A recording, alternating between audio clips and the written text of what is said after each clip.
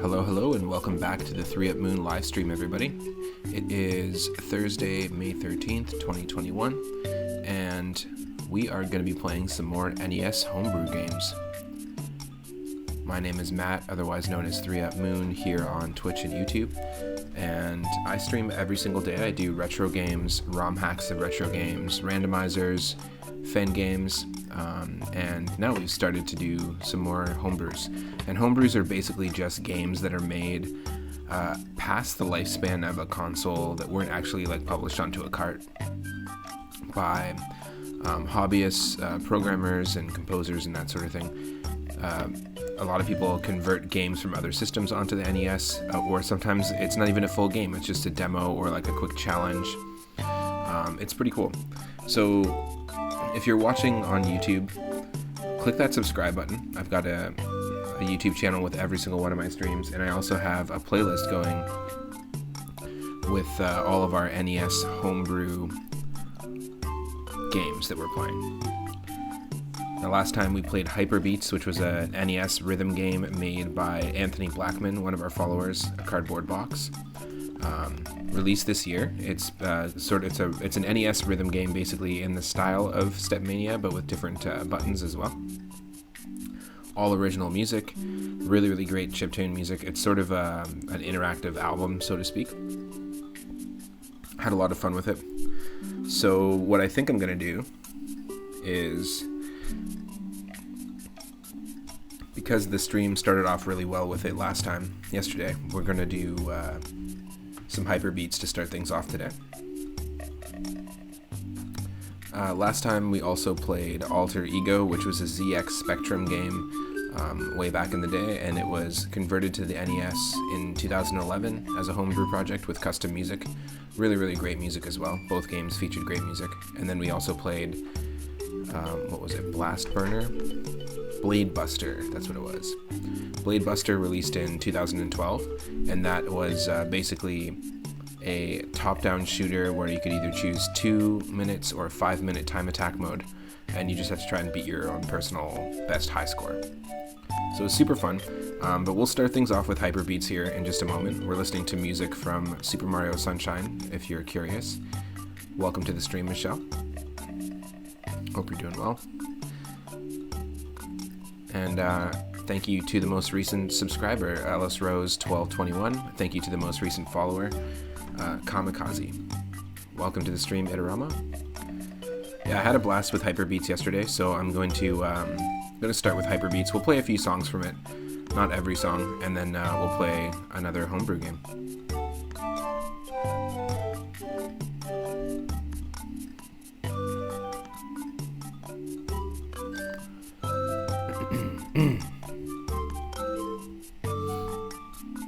If you're watching live on twitch.tv/3up_moon and you're not following the channel, click that follow button.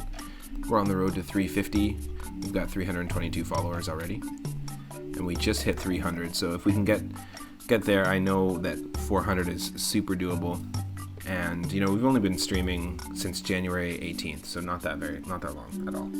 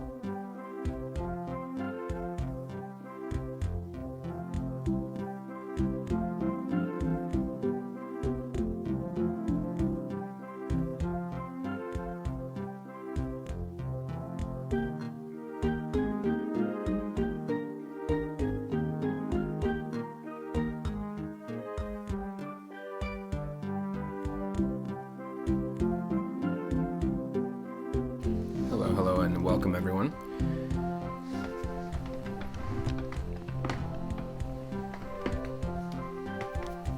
Welcome to the stream. I'm going to start things off with the NES Homebrew stream with Hyperbeatz, like I said. 2021, released by Anthony Blackman. All the music created by Anthony Blackman as well.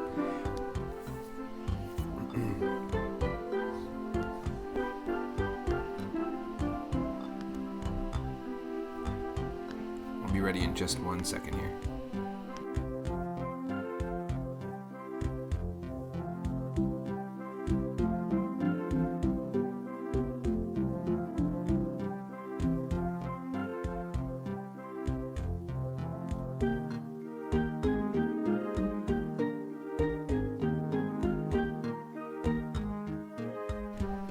Okay.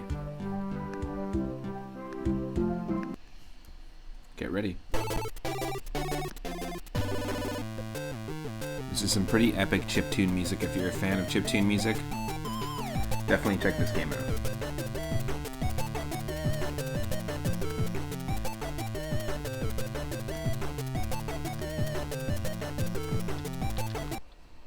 Here we go. Hyperbeatz world record when? Oh, not me. Definitely ask a cardboard box, because he has done the 15 and 14 level difficulty charts, of course, having created the game. Let's try Detached. We're just gonna warm up and play a few games. It's a really fun game though. You can kind of pick it up and play it anytime.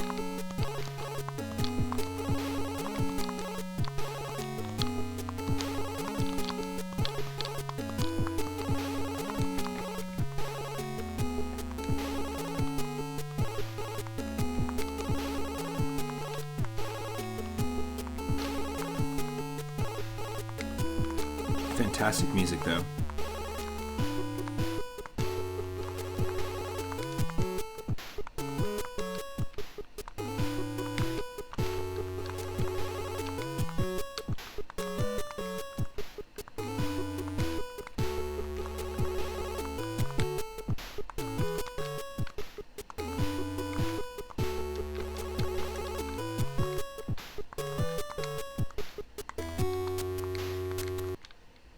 Ooh.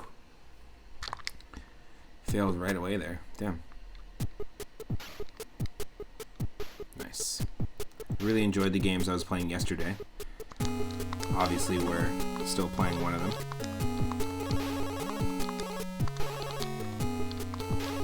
And this game has 3 difficulties per song. All the music is original. 16 songs. There's a secret code to be able to unlock another difficulty, and there's also wacky mode.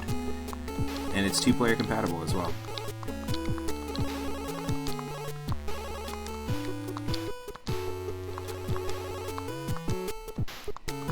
And the creator of the game dropped into the stream yesterday as well.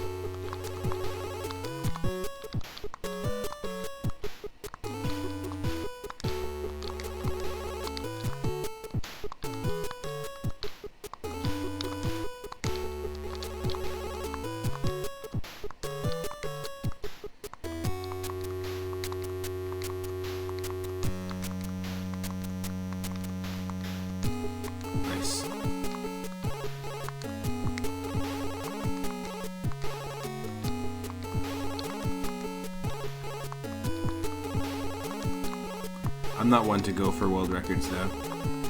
Itorama, I don't think I would ever attempt even to get one for Mario Brothers 3. Not really my cup of tea.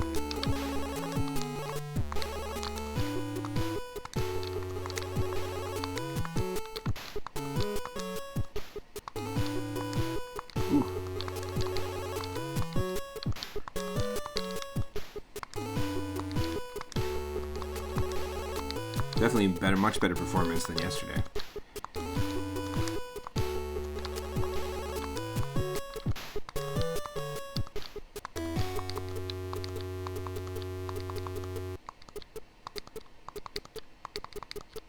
Wow. Much better than yesterday. Let's try Culmination.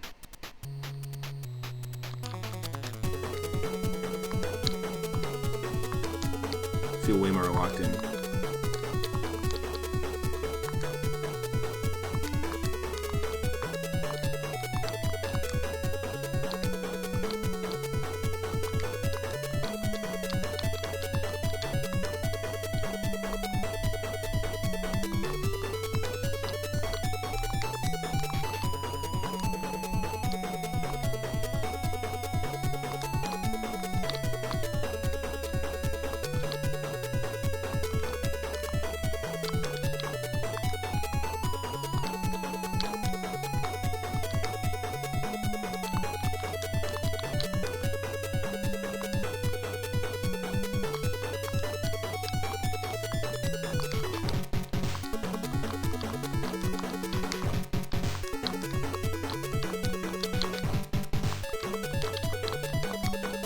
Oh no.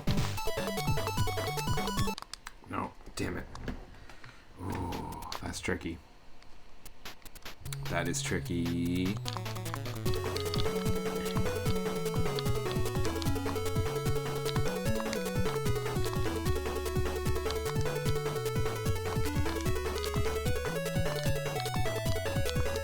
Ooh. Damn. Ooh.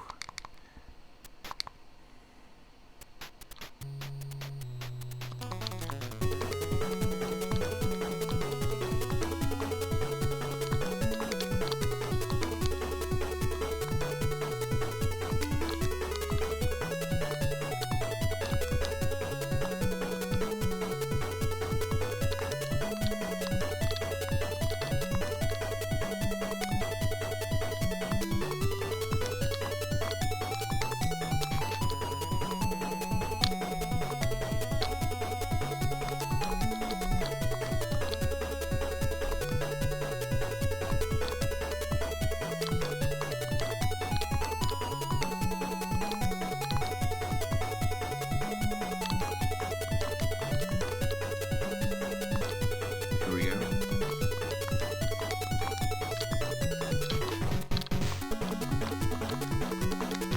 Oh, damn it. Damn it. That's a tough one. You can lose in that section like really, really easy. Like extremely easily. One more attempt.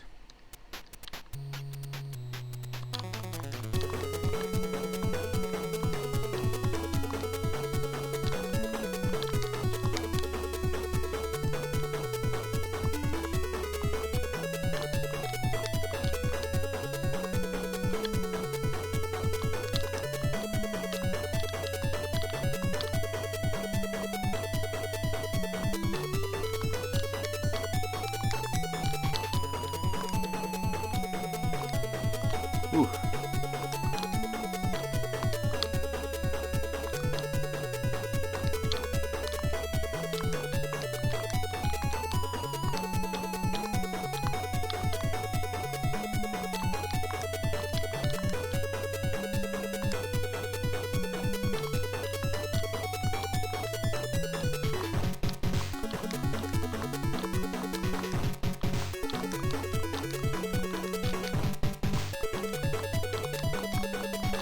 Oh no.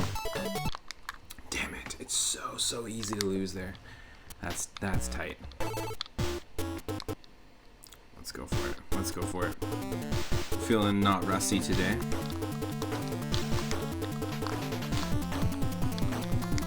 Nope. Let's try that again.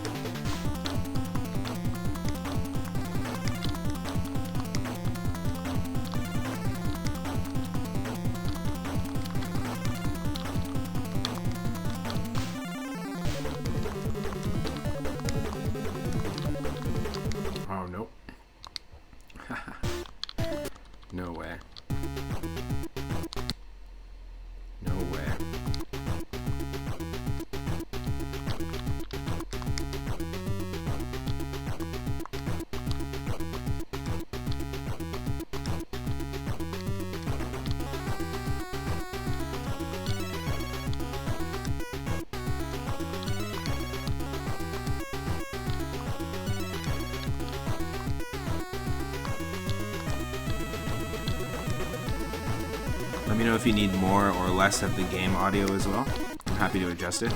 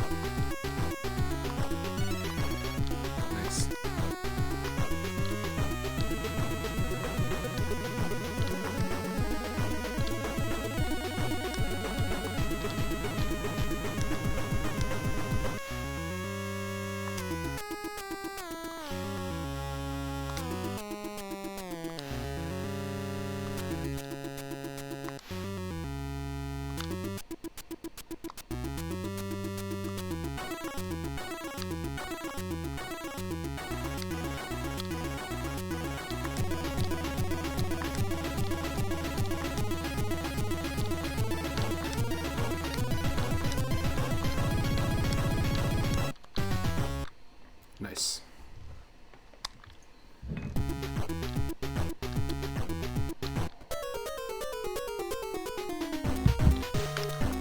Let's go for it. Let's go full prog on this one.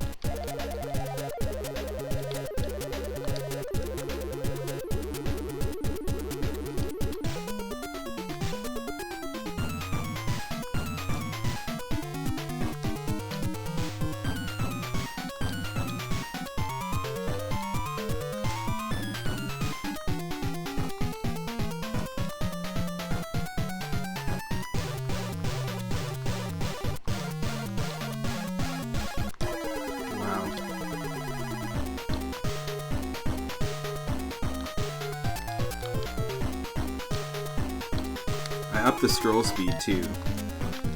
Kind of helps actually.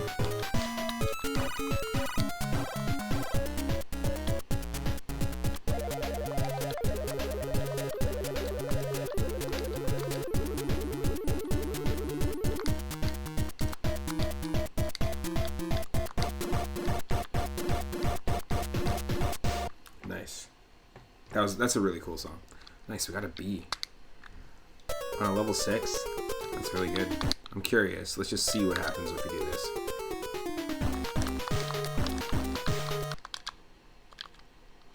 Oh wow, that's really fast. 11's insane. That's crazy.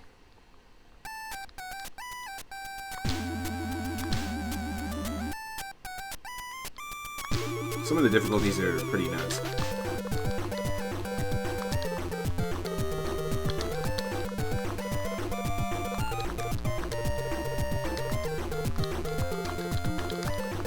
Nope.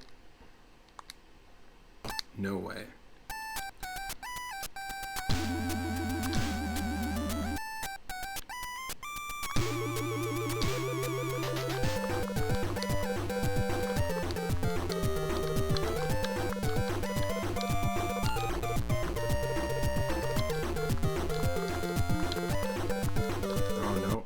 We lose it at the same time every time. That's tough. I think if I switch those settings there, then it'll be a whole other story.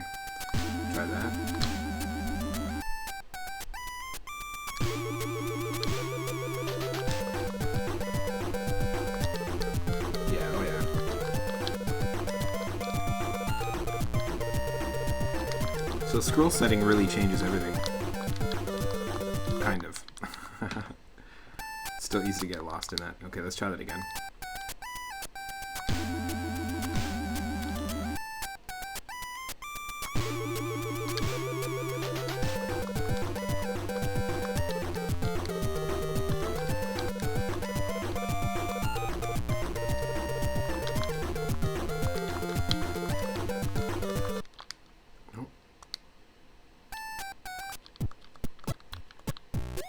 That's a tough one. All sorts of different styles of songs in this too, which I think is really cool.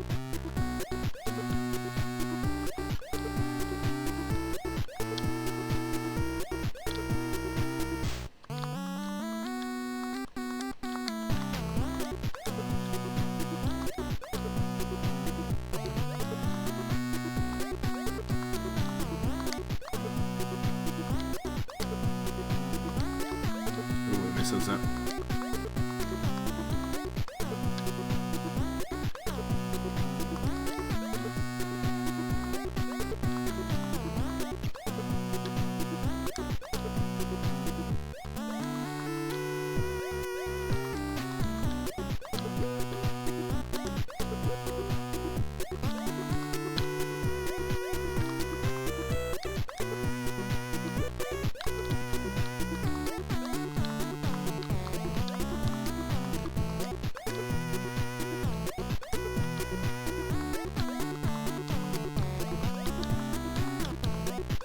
Damn.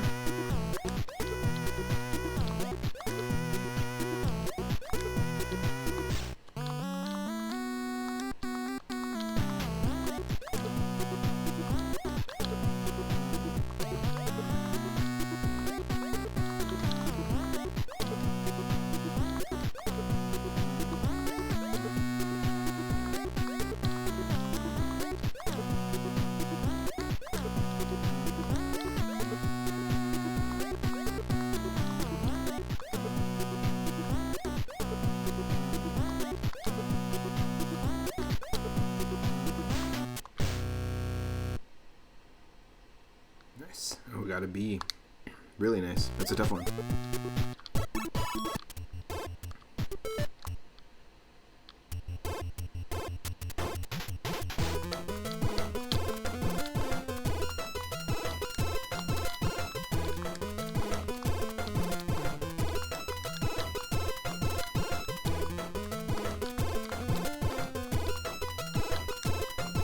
Recovery. Yes.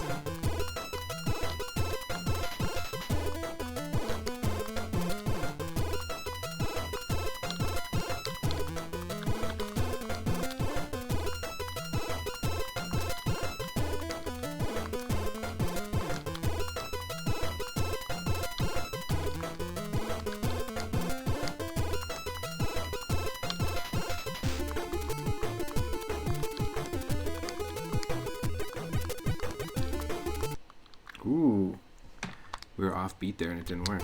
Wow, that's crazy.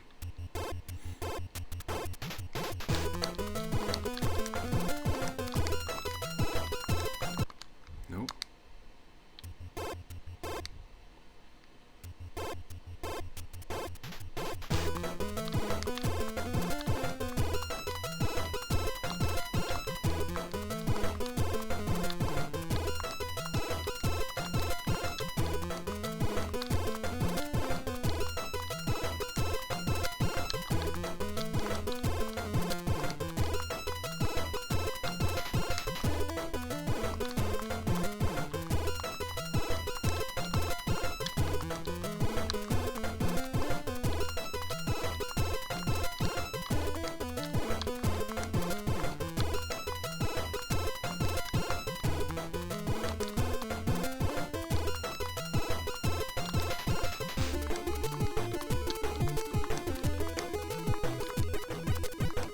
Oh no.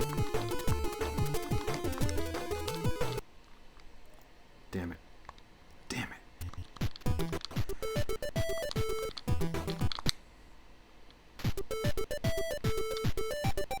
Let's try this one.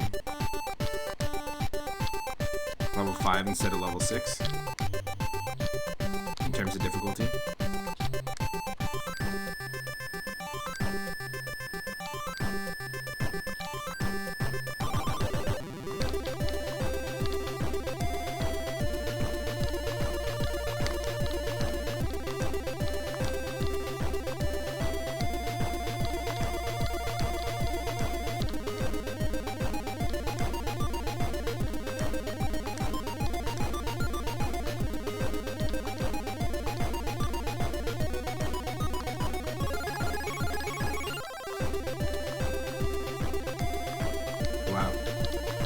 It's a cool song, really good use of LFO.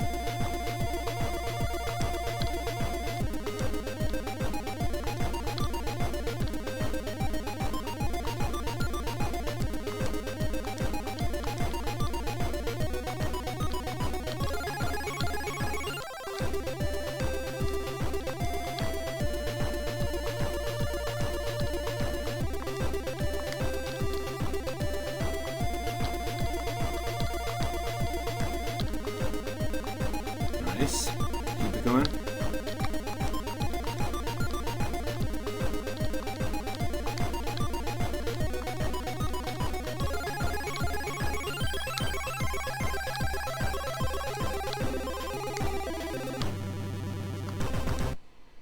Nice. A C. That was crazy.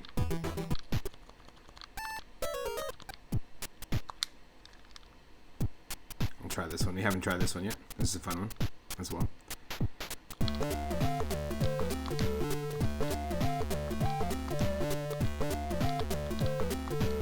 Doing much better than we did yesterday, that's for sure.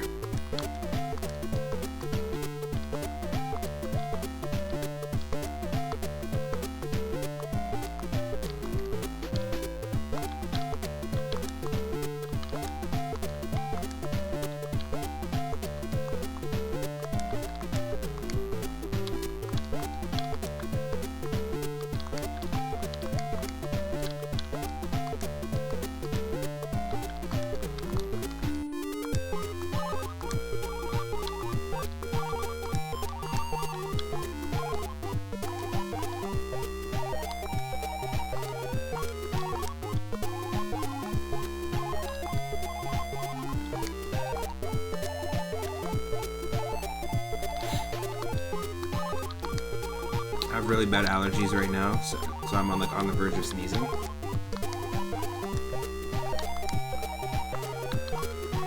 Trying to hold it off. Whew.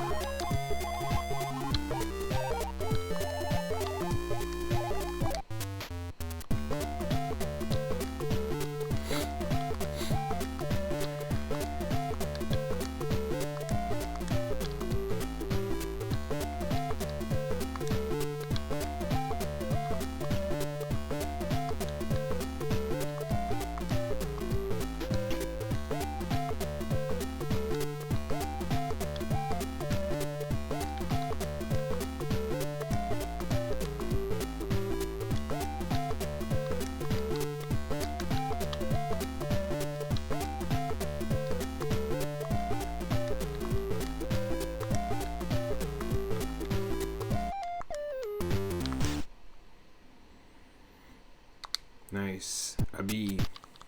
That's nice. That's actually a really good score for that.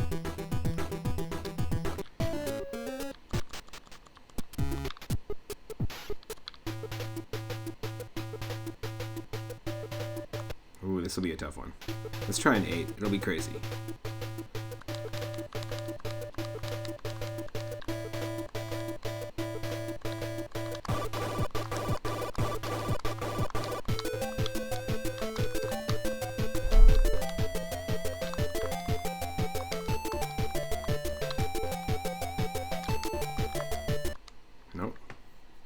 time.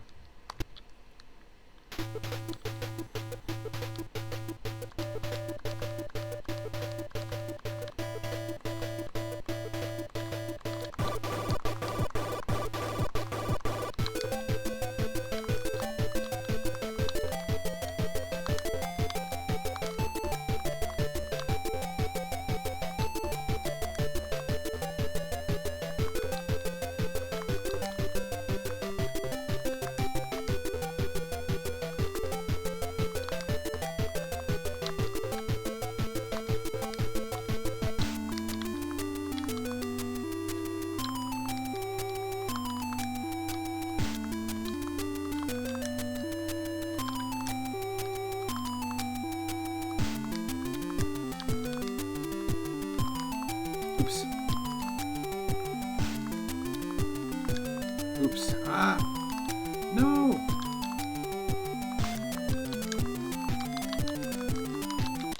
Nope. Oh, wow. That's crazy at the end there. At that difficulty. That's pretty insane.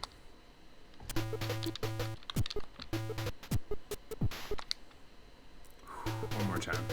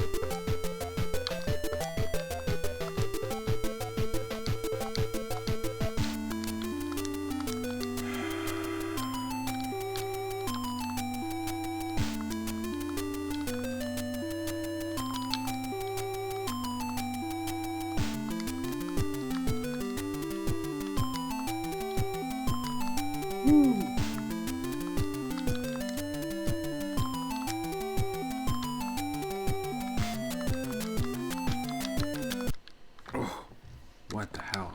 That's crazy. Let's try that at half the difficulty. It's going to be completely different.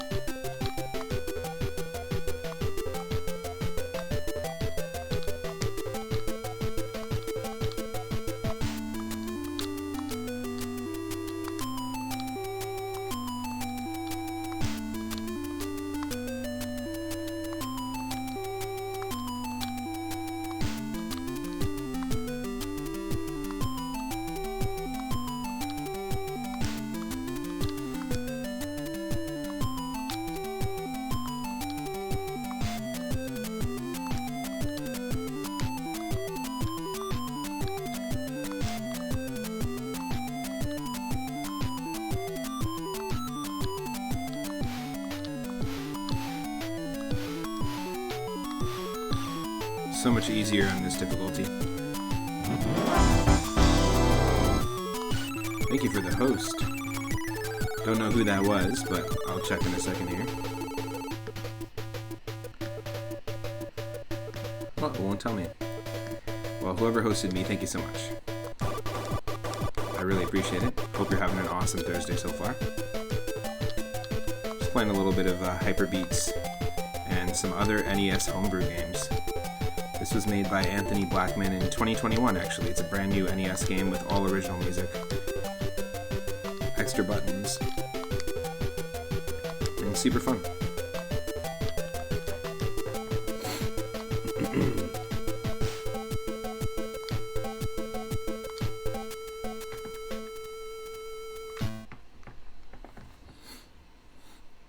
Ooh, nice. We got a B, too.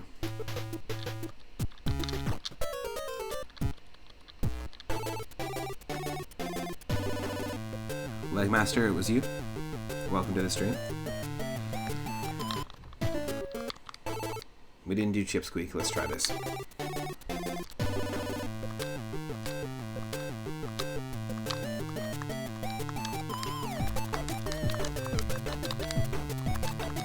wow. Oh my god, no. There's no way.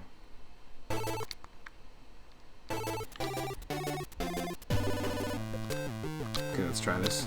Let's see if we can actually do it. Nope. You actually wanted to play this on stream, but you kept playing ActRaiser. Nice. ActRaiser's really fun. It's got a whole blend of different game styles in it, actually, on the Super Nintendo. Yesterday we did an NES Homebrew stream, and we played this. Oh yeah, there's no way. We played this, and then we also played Alter Ego, a ZX Spectrum game that was converted to the NES in 2011. And then we played a 2018, or sorry, not 2018, a 2012 top-down shooter, like arcade time attack game called Blade Buster.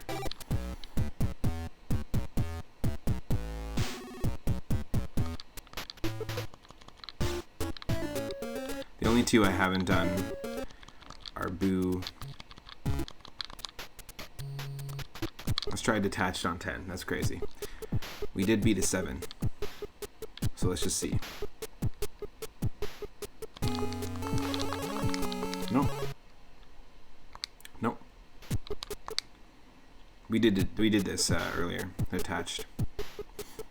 But I'll give it a shot again.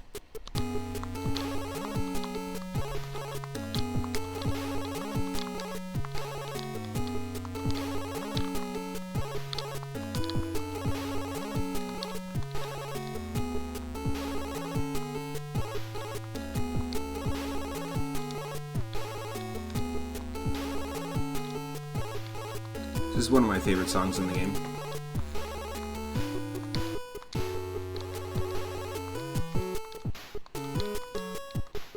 It could totally be like an anime theme song as well. Like an anime opening theme song or ending theme song. With Japanese lyrics singing the melody.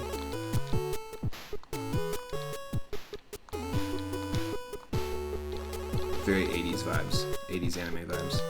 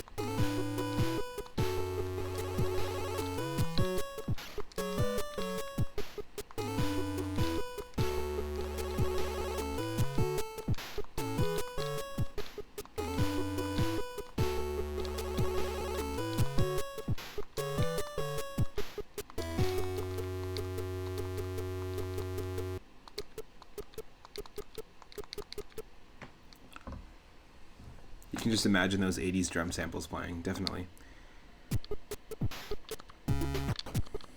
So the only two I haven't done, I don't think I did Chunkatron. I think I might have, actually. And Boo. I'll try Chonkatron and Boo, and then we'll dive into another like homebrew game. I have a whole bunch of them that I've collected. I really enjoyed Alter Ego. The music in Alter Ego was fantastic. I think if I had a ZX Spectrum computer back in the day, and I was young enough to have grown up with one of them, and I had that game on ZX Spectrum back in the day, I would have really enjoyed it. I'm not sure if the music in the NES version was the same. Could have been custom just for that version.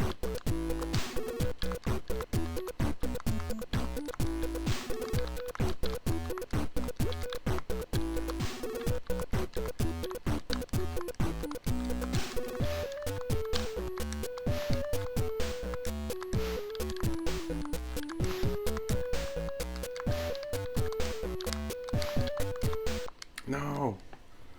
We were doing good. We were doing good on that one. Let's try one more time.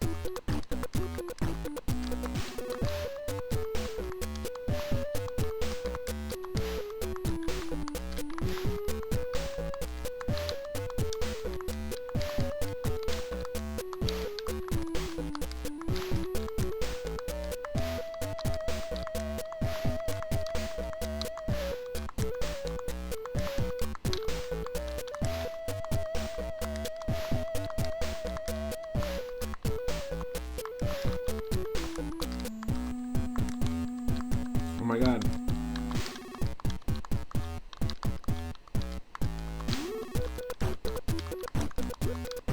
Ah, my brain.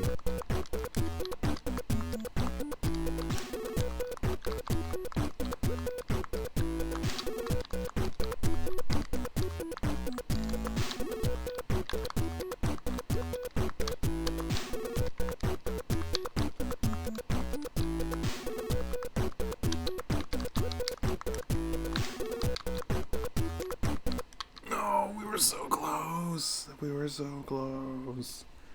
So close yet so far. That's crazy. Let's try Boo and then we'll switch to another game. But this is a super fun game. Look up Hyperbeatz 2021. In fact, Legmaster, if you feel like posting the link to it. Look up Hyperbeatz 2021 NES Rhythm Game or Hyperbeatz NES Rhythm Game and you will find it. Hyperbeatz with a Z, all one word.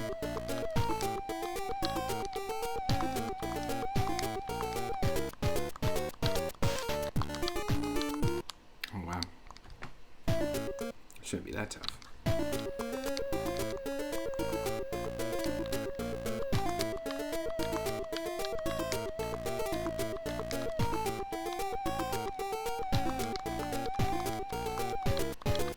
Yeah, anyone that wants to check it out, the link is in the chat. I appreciate that. Thank you.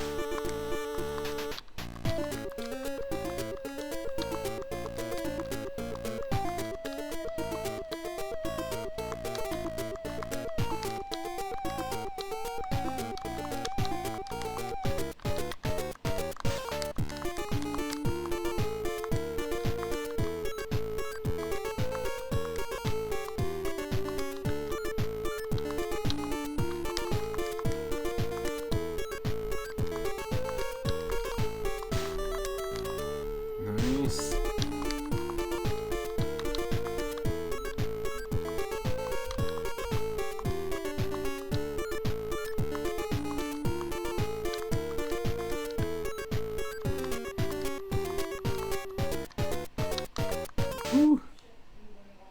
That's crazy. Recommended this game to a streamer that plays rhythm games. He hasn't played it yet, but he's told me he will be playing eventually. Nice. Yeah, it is a really cool game. I do highly recommend it to anyone that is a fan of like Tap Tap Revolution, Dance Dance Revolution, Step Mania, Friday Night Funkin', or just a fan of chiptune music in general, because it's just an awesome way to experience an album. Highly recommend it.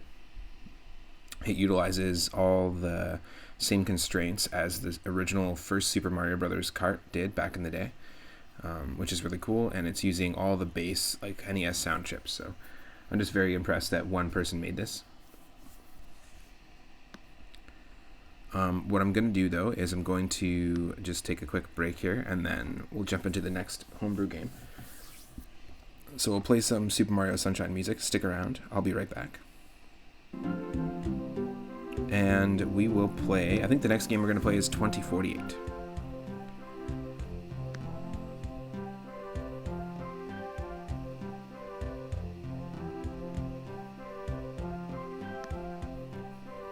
But stick around. Really, really recommend this game. In the chat, again, if you want to play it, the link is there. Released this year by Anthony Blackman, Hyperbeatz on the NES.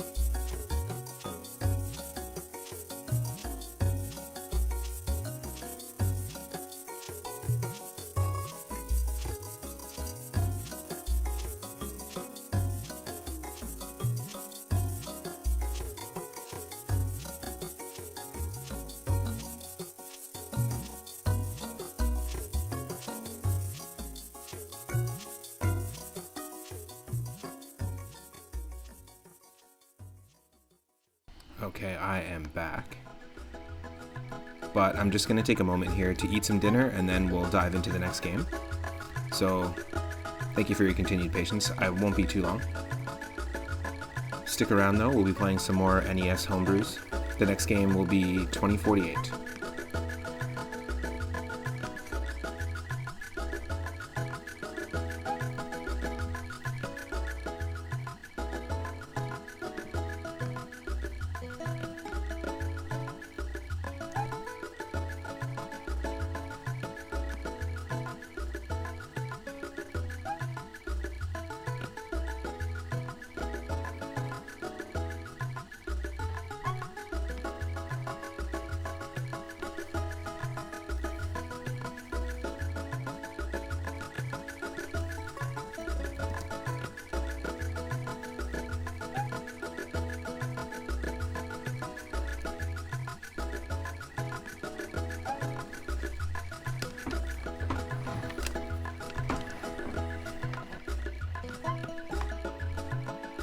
So I won't be long, like I said, just a few minutes, and we will be back with 2048 and some more NES Homebrew games.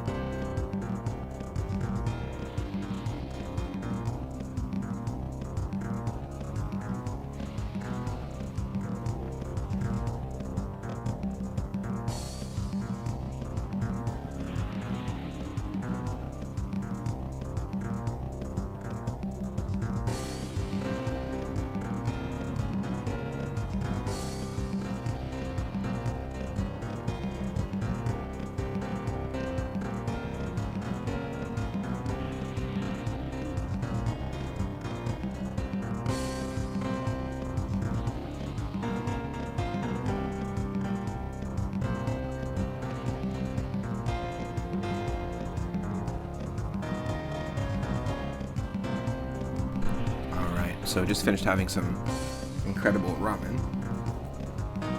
Really, really good ramen. All fueled up, got some water. And we're going to switch over to our next NES Homebrew for tonight. So just a second.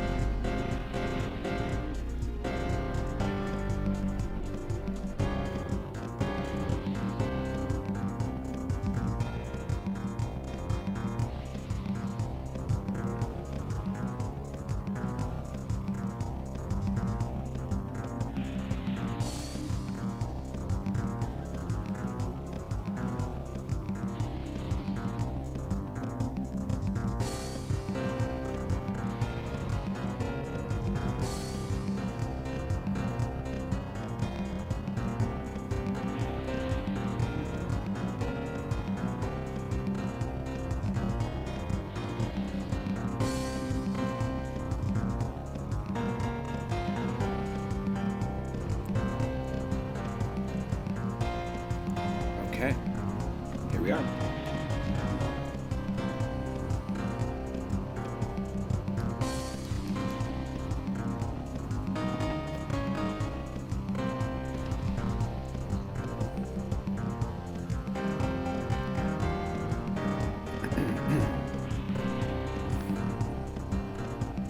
Thanks again for your continued patience. I really, really appreciate it.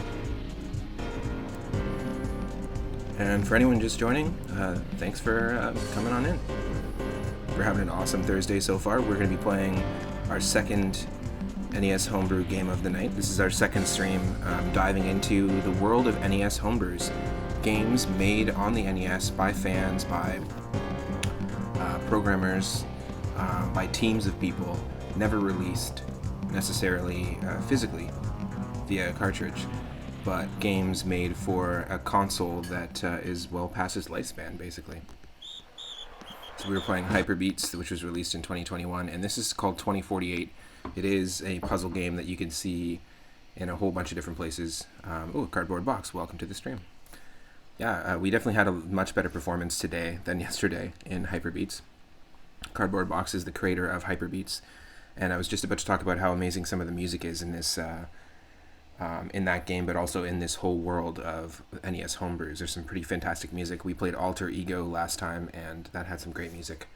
But 2048 is basically that well-known, it was kind of a trendy puzzle game that came out, I want to say like 4 or 5 years ago. It was pretty big. And somebody made a NES version. It was released in 2014. The original 2048 was by Gabriel Cerulli, and TS1 is the person who released it in 2014. So I'm excited to dive in.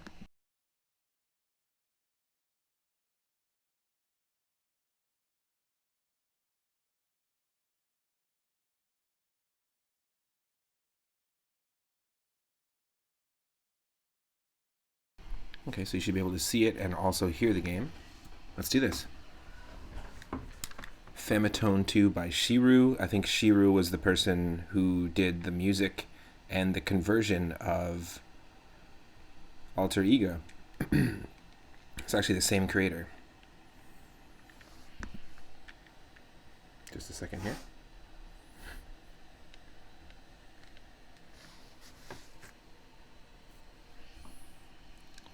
Should get this, we should get this, and there we go. Nice, we got some reggae music. It totally reminds me of Earthbound.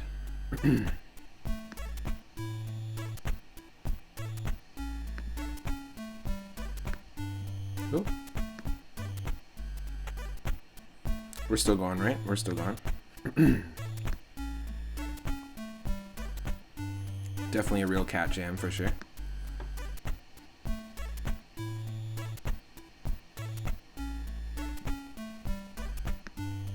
Okay, we're still going. For some reason it was telling me, it was asking me if I wanted to stop the stream, which is not the case at all. So let's dive in.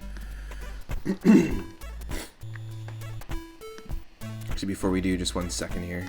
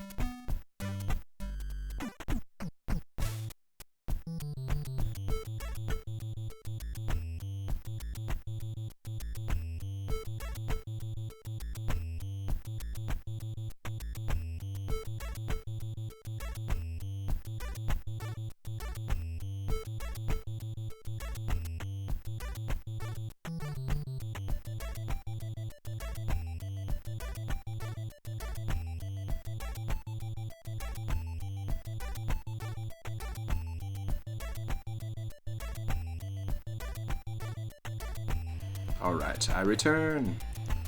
So, admittedly, I'd never played this before. I've never played 2048, never took some time to dive into it when it was super trendy, so I have no idea what I'm doing. I just pressed down, I don't know what just happened there. Oh, I pressed down and I shifted all the tiles to the very bottom, as if there's gravity, and then I just pressed up and all the tiles that existed shifted up, okay? What happens if I press right?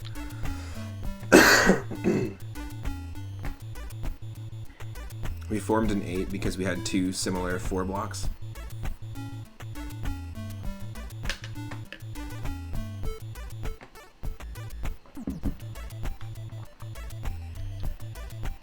Is the music loud enough? Do you need a little more of the music? I'm assuming if I press up, then all 3 of those 2s are going to add up? No, just the 2. Okay, so we can only do things in 2s. Okay. Okay. I get the picture.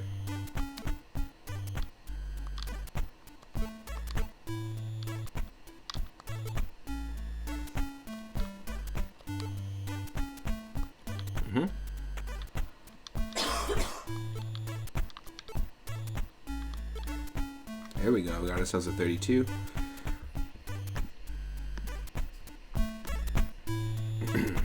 I'm doing it. Give myself a little more music here.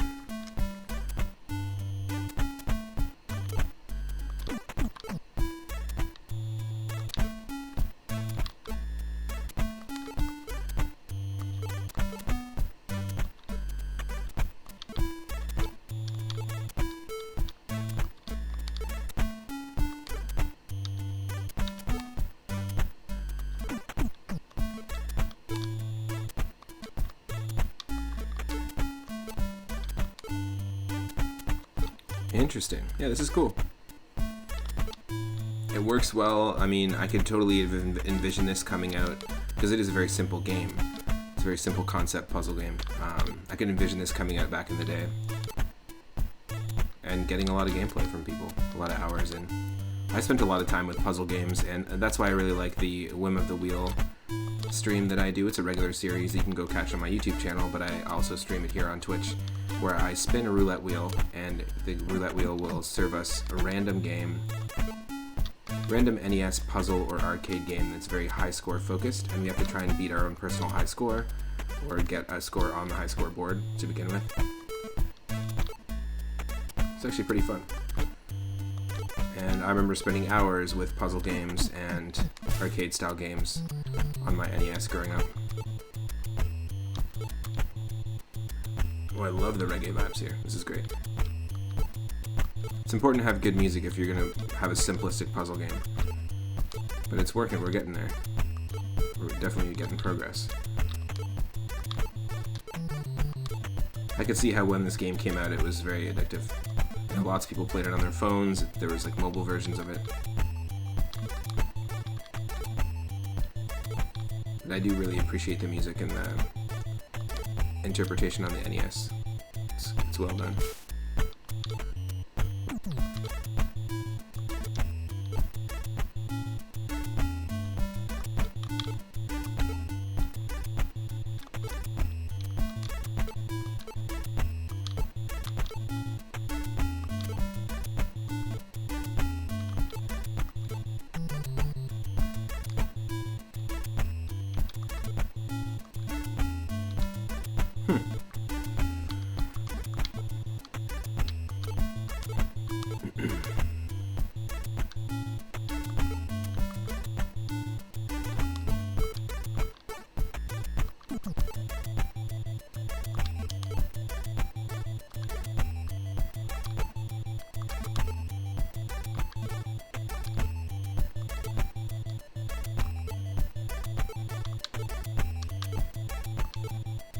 Nice.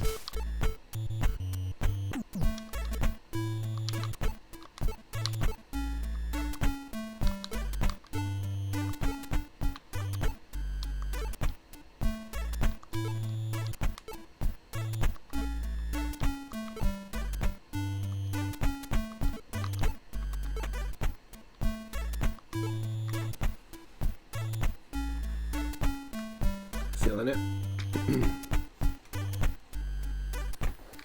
I could definitely add this one to the wheel. I think this would be a kind of a fun one.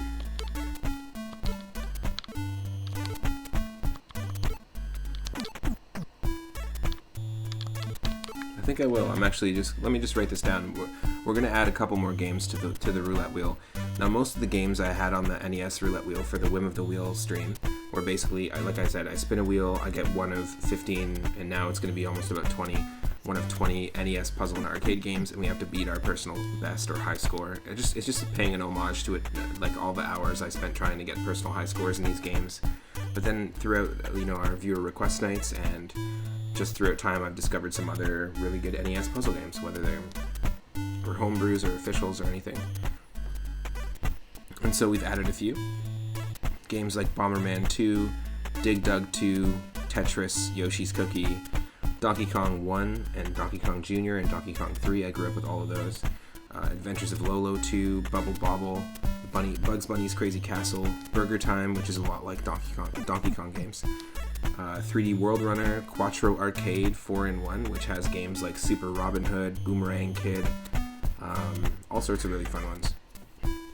So we're going to be adding Balloon Fight Standard Mode, and we're going to be adding Balloon Fight Balloon Trip Mode because they both have high score functionality. And I think we're going to be adding 2048. I think I want to do that as a regular thing.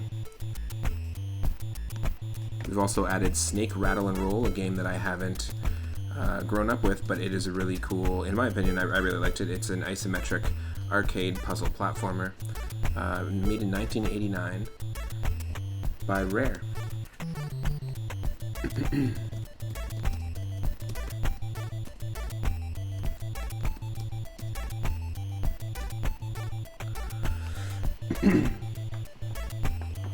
And there are a handful of games we still don't have high scores on the board for, but most of them we do. We do have personal bests, and so it's kind of fun to attempt to beat our personal best. But this one is definitely a fun one, and I think I'm going to be adding it for sure.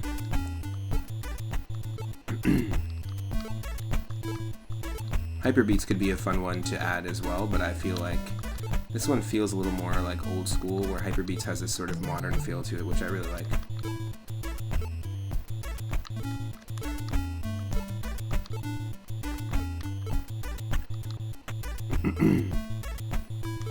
Yeah, this is a pretty fantastic game, pretty fun game. Like I said, I can see how this caught on as a trend when it did come out. I mean, obviously, lots of people have played this game in many different iterations, but I do recommend this. This is nice.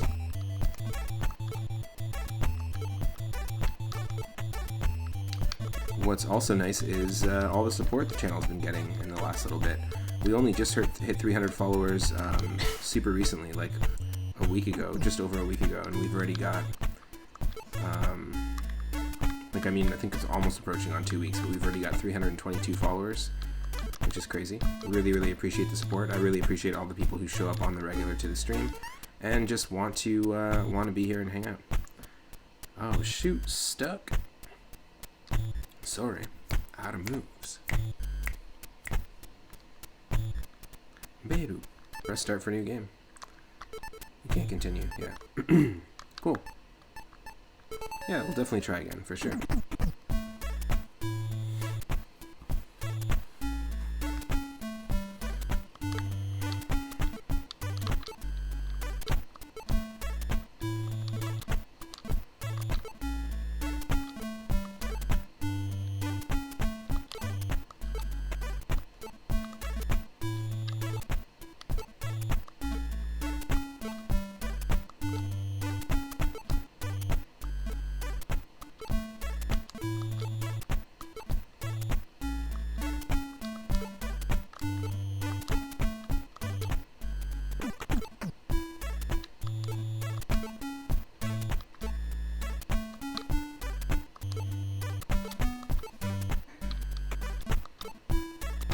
Yeah, this is pretty fun.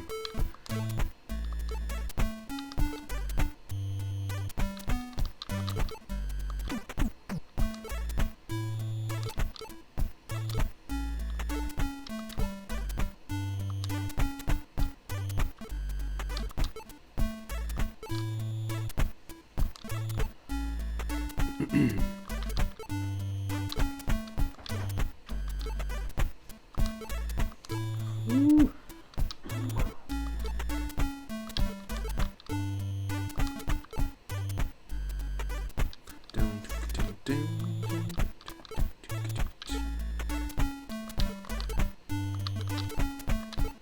Yeah, I'm definitely going to be adding this one for sure.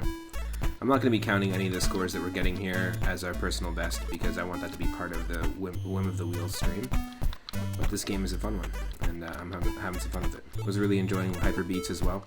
Highly recommend checking out Hyperbeatz. It's if you like Step Mania or Dance Dance Revolution.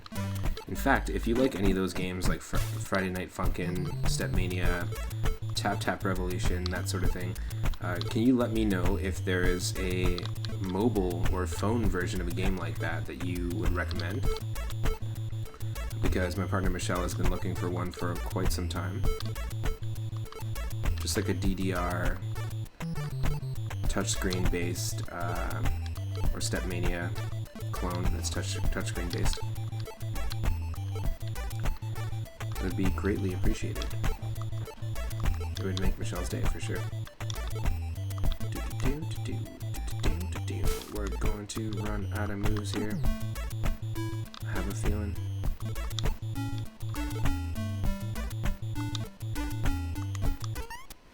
Yeah. Yeah, no, we didn't do nearly as good there. Let's try one more time. Oh, I would totally have spent a ton of time with this as a kid if I had this. It kind of reminds me a little bit of Yoshi's Cookie just because things can snap from the right to the left. Or sorry, from the... yeah, right to the left and from the top to the bottom.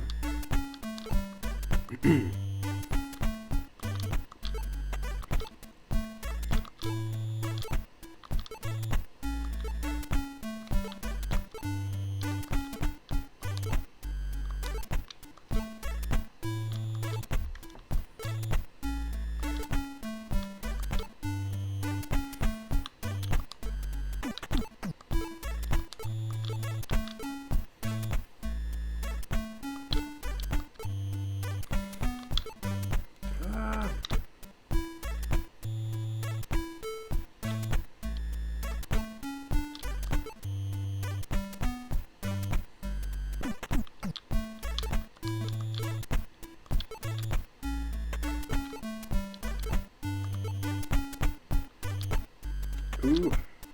I just have this like overwhelming urge to sneeze and I totally hate when that happens. Just really bad allergies right now.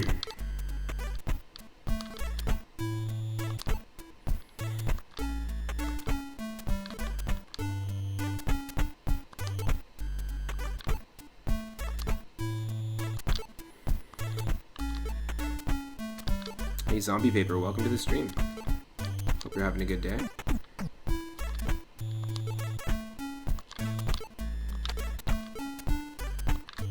This is the second NES Homebrew stream that I've been doing, and I'm going to be definitely adding this game to the wheel. I was just saying for our regular Whim of the Wheel stream, where I spin a wheel and whatever game I get, whatever NES puzzle or arcade game I get, I have to get a better high score. I have to beat my personal best.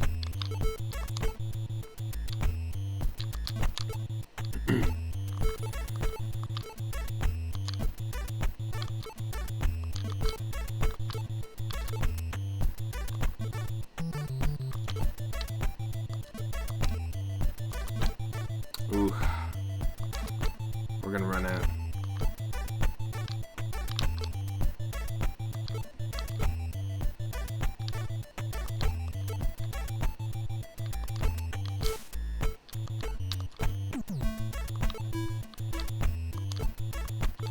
Yeah, so I never really played this game. I never really got into this when it first came out.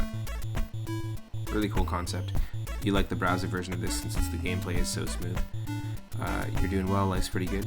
How am I? I'm doing well. Had an awesome bowl of ramen with my partner Michelle. Our roommates made pork tenderloin, and we added that to the ramen, which was nice. And we were playing some Hyperbeatz earlier. I love the soundtrack to that game. It's really fun.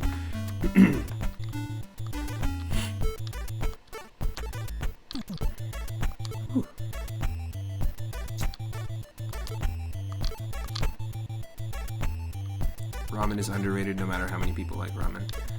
Ooh, it's really good.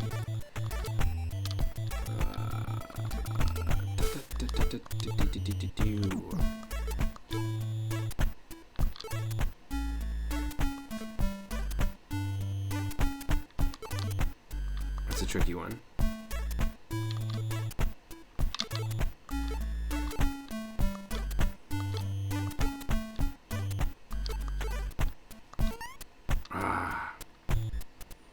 I like the music. It definitely is really cool. It has this sort of, it reminds me of like, I used to have a bunch of board game, like Double Dare, like board game NES games. So Double Dare, Jeopardy, Wheel of Fortune. There was another one, Jeopardy Deluxe or Jeopardy Kids or something, whatever the offshoot of Jeopardy was. On the NES. I used to have a ton of those, and the music kind of reminds me of that, but it also has this sort of endearing, like Earthbound Mother sort of a vibe to it. Like the soundtrack to Mother 2. And I'm into that.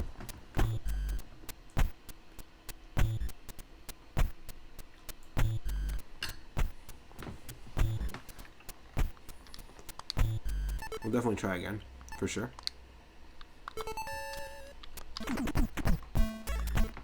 So I'm quite new to the world of homebrews,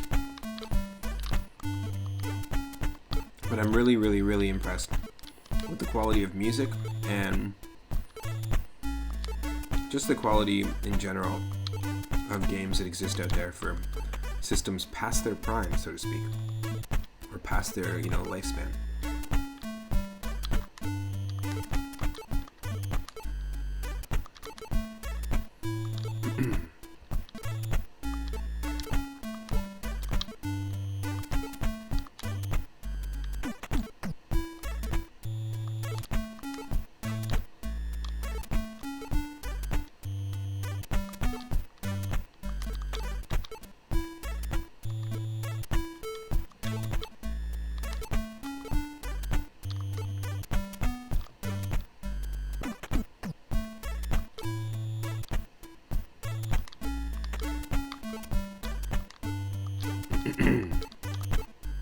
Oh, some progress. Some progress.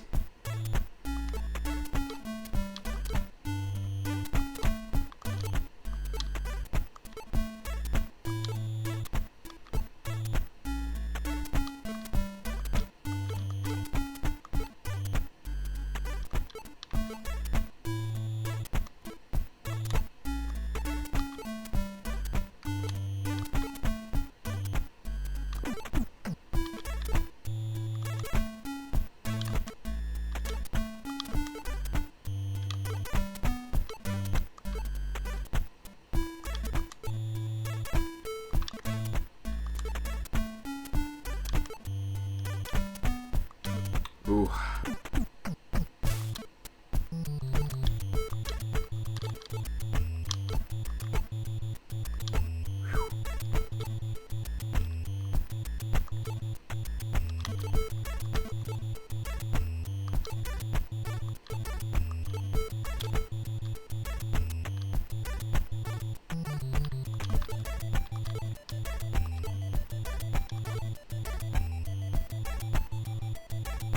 Oh, this is tricky. It gets to a certain point where it becomes a little tricky. Interesting.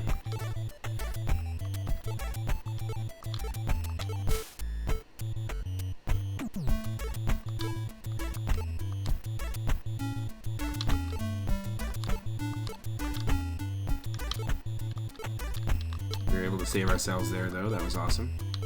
Nice recovery. Nice recovery.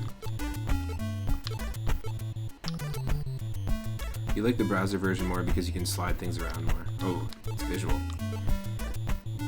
It's visual. It's visceral. It's the browser version. Can you slide all the pieces back and forth? No. Like if I all I'm doing is using the D-pad. So watch. If I just press left, everything shifts. If I press down, everything shifts. It's a lot more instantaneous, I guess. More simplified.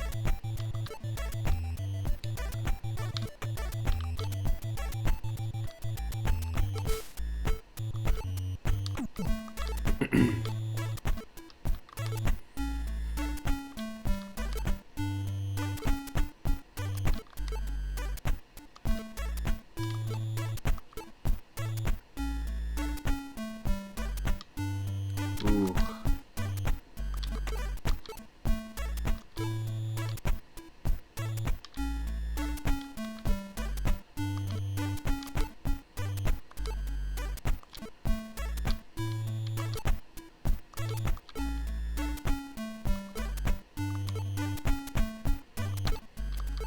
Are we gonna recover from this? Are we actually gonna recover? That's crazy.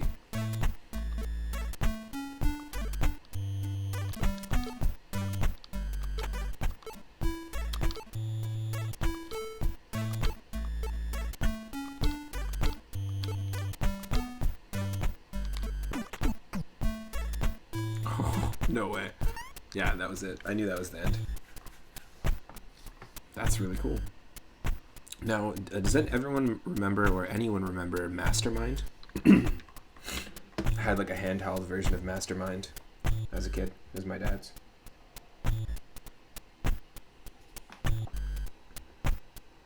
It was a pretty fun one. This kind of reminds me of that. I mean, at least visually, I know there's a Mastermind game for the NES.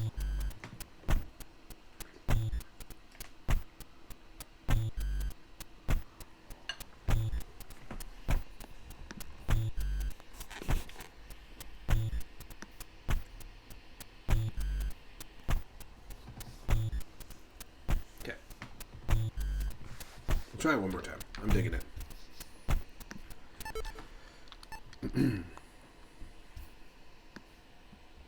Having some fun with it. Mastermind was sort of like this, where there's like rows of 4, and you had beads of, like, you had to guess like a certain color combination of 4 beads. And then you had only so many guesses, so it was like a row, like the version I had was handheld, so imagine it was like 4 by like 24, and they were like little pegs, and basically like the other person would come up with a color combination of 4, and then I would have to guess, and then I would guess 4 colors, and then the game would let me know, or the person would let me know, like the opponent, which ones I got right in what slot. So there could be a red dot or peg somewhere, but if I guess red is in the first slot and it's in the 3rd slot, I don't get that hint. It just is wrong, and you have to try and like crack the code in only 20 guesses. It's pretty interesting. It's kind of simple. There is an NES version. I would love a backseat seating hint. I've never played this before, so I'm totally fine with it. Just having some fun with some homebrews. Yesterday we played a top-down shoot 'em up.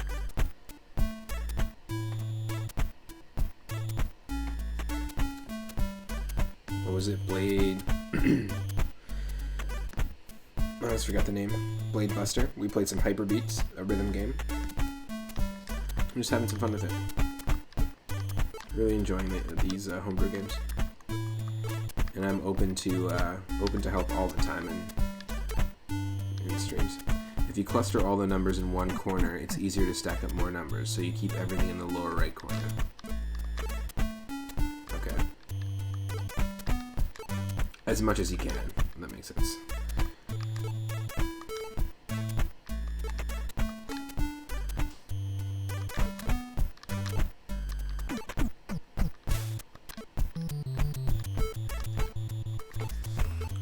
Because there's always situations where you do have to, like, shift it a little differently.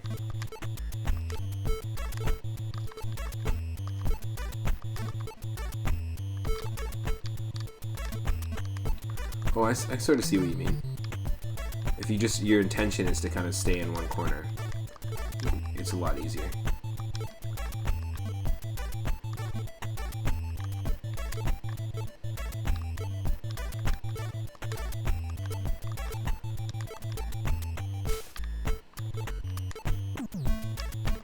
As soon as you move up big numbers, then that number becomes a big obstacle. Yeah, totally.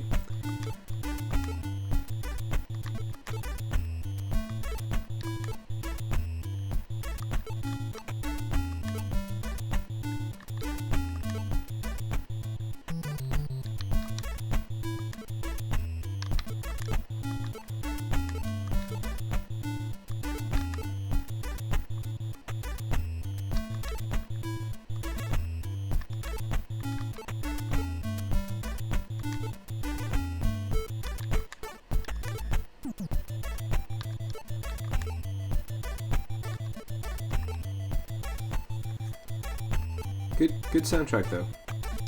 It works. It kind of reminds me a little bit of the soundtrack to the Pokemon trading card game on the Game Boy Color. Another game I'm going to be playing on the stream, but I found a way to randomize it, so I'm going to be playing it that way, that's for sure. It's basically like the Pokemon Red and Blue games. Released after Gold and Silver, I think. There's a sequel that was released in Japan only, but the first one was released worldwide. And basically, you build a deck instead of a team of Pokemon. You take on club leaders at Pokemon clubs instead of gym leaders at Pokemon gyms. The music is very groovy and funky like this. It just has a really good vibe to it.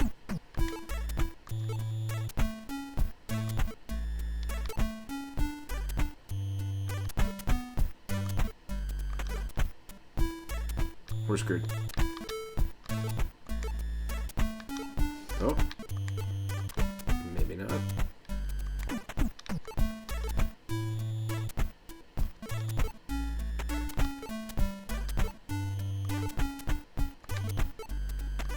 Maybe not.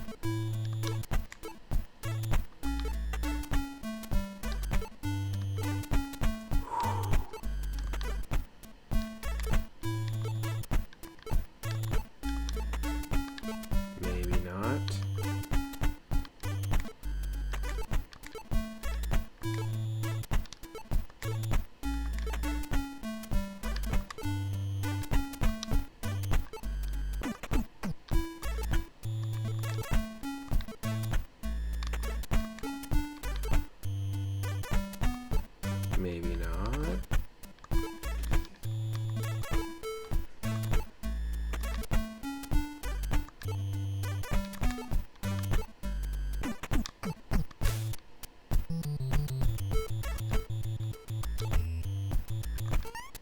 Oh, so close. We were actually keeping it going for a while. That's crazy. Pretty nuts. It's a fun one. Okay, keeping that strat in mind of like working with just the one bottom corner, I think I'm gonna try it one more time.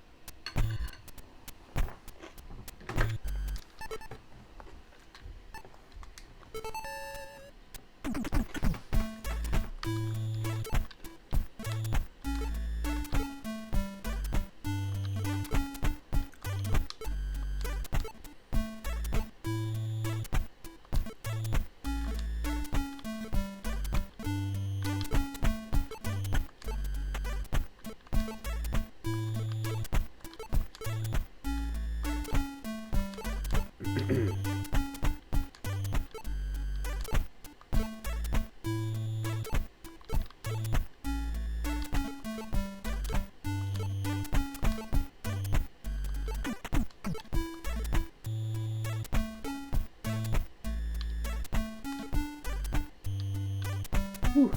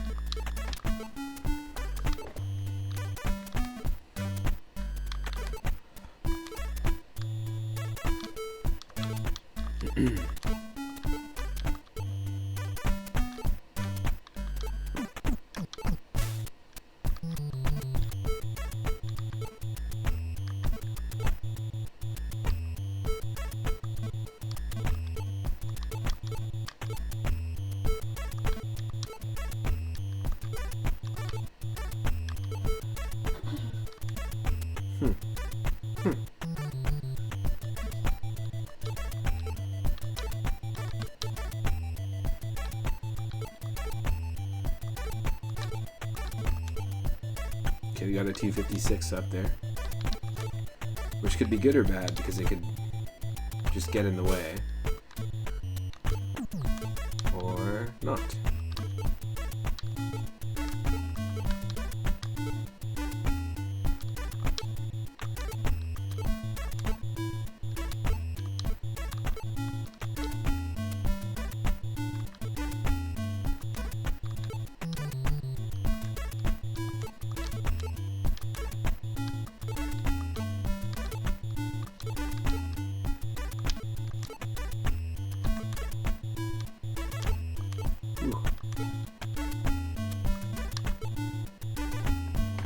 Okay, let's see if we can do this.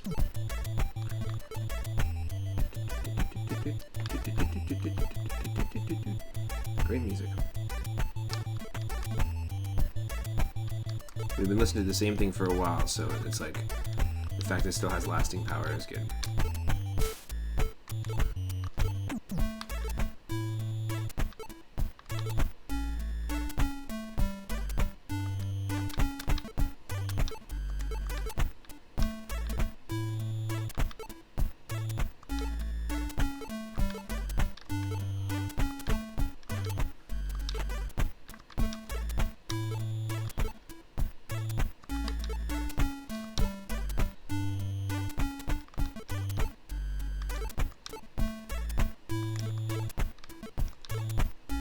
Whew.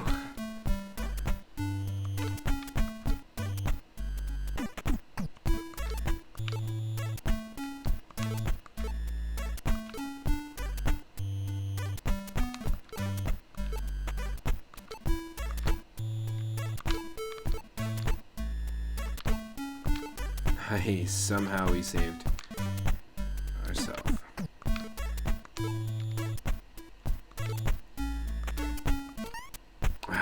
Damn. We beat our personal best high score there, though. That's cool. Okay, cool. So let's switch to another one. Very cool game. Yeah. The original 2048 was released by Gabriele Cerulli, and the music, I believe, here was done by Shiru, who also did the conversion of Alter Ego, which we played yesterday, in the first NES Homebrew stream. So the next game that we're going to be playing, let me put some music on first. We'll transition there. Next game we're playing... Oh. This is some Super Mario Sunshine music, if you can believe it. There we go.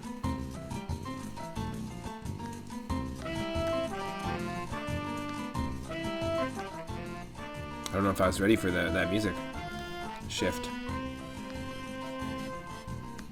I mean, it's great, but still.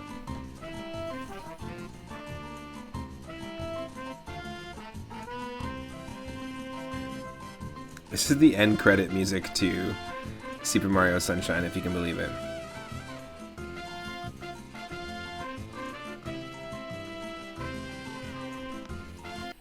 That's so funny. Let's tone down the vibes here.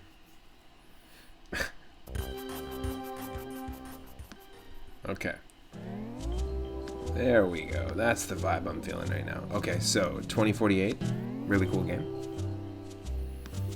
We weren't able to get 2048. We'll keep at it, and it's definitely going to be, like I said, it's going to be added to our Whim of the Wheel series. Please go check out my YouTube channel. There's a full playlist of that series. I spin a roulette wheel. It serves me an NES puzzle or arcade game, and we have to try to get a high score on the board or beat our personal best high score. You can also catch me streaming it here live, and also I stream every day from 1 p.m. Pacific onward, so you can always catch me live on Twitch. And I've been really enjoying it. We're going to be adding Balloon Fight, we're going to be adding Balloon Trip Mode in the original Balloon Fight, and this game, 2048, to our roulette wheel. Block Dude, I think, is the next one we're going to be playing. As far as I know, that's what it's called, Block Dude. Don't know if it's a platformer, don't know if it is a... That music was popping. The like Cuban island vibe and credit music to Sunshine. It just felt like it was like really abrupt from the vibe that we were listening to some reggae, right? So I felt like this is the right transition. But yeah, that was the end credits music to Super Mario Sunshine, if you ever want to look that up.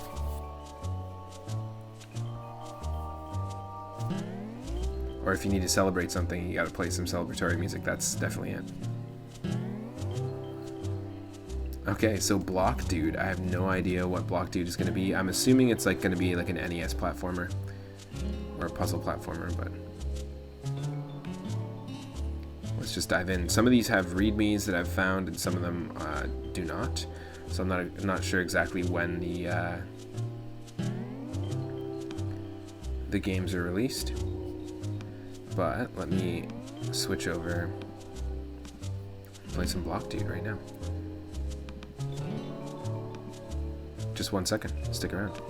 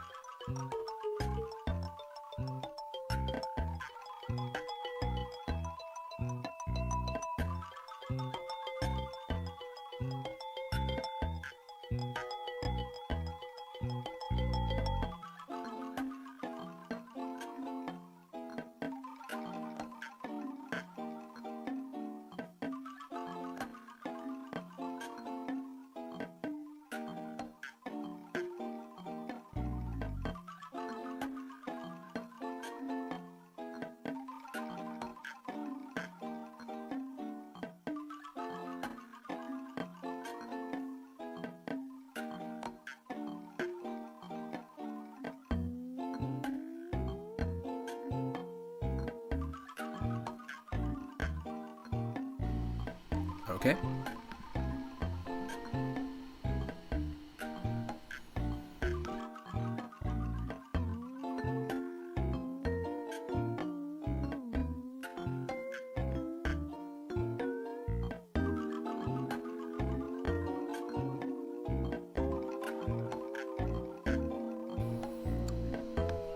Thanks for the love and the moons, Michelle. Let's load this game up.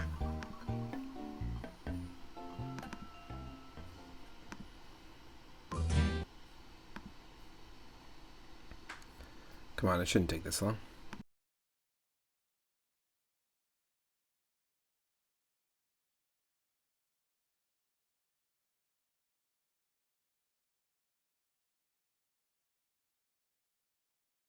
Now, I'm going in blind with most of these games as well. The only game I'd played before this was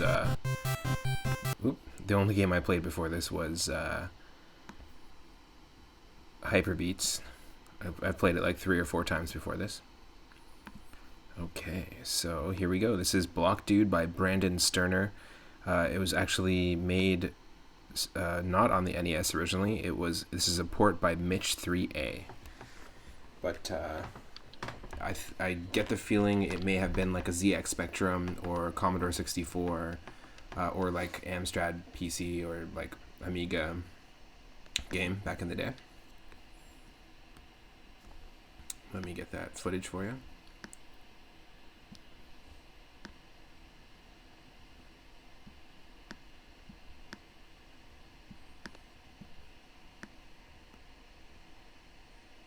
There we go. Okay. There we go.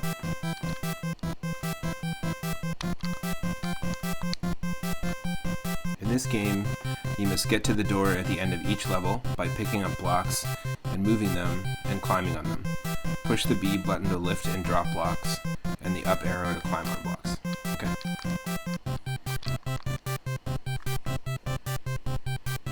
Here we go.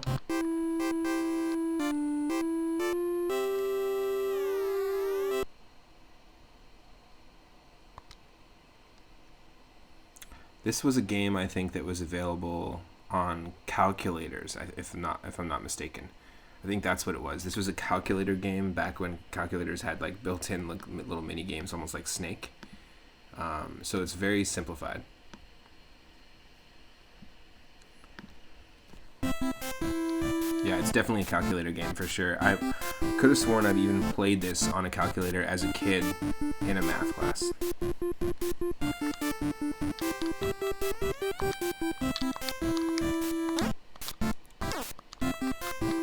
Okay. Yep, pretty simple. We screwed ourselves though. Cool, select auto kills us. Nice. So you have to pick them up and then press up to scale them.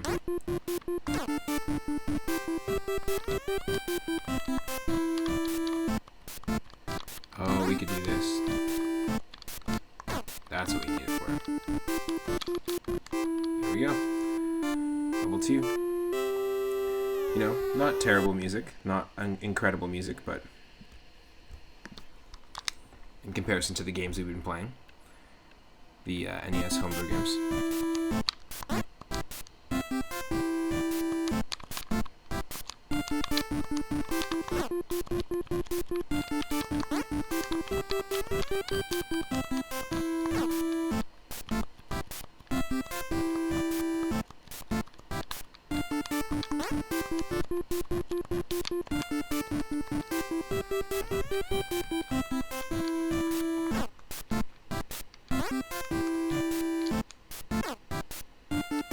This is not bad. Oh, wait, no, wait, how do we do this? We have to actually... So I'm almost positive this is like on a Texas Instruments calculator is what it was available for back in the day.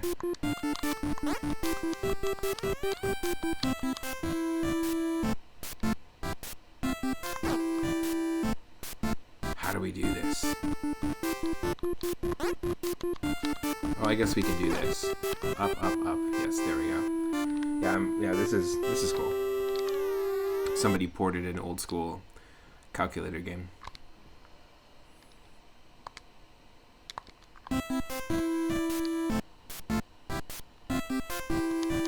It's a simplistic concept, but it does really require you to use your head. Oh shoot, he just needs a long beard and it would be you, basically.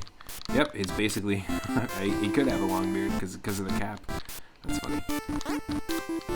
Oh, what do we do?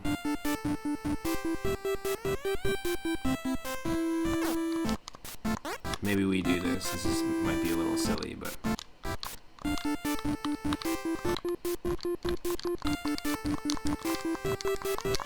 Oh, I'm screwed. I'm screwed, okay.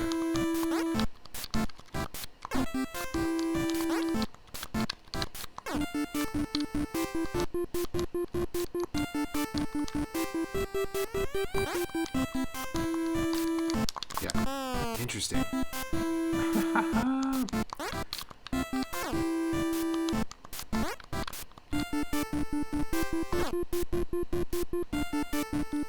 That doesn't help me at all.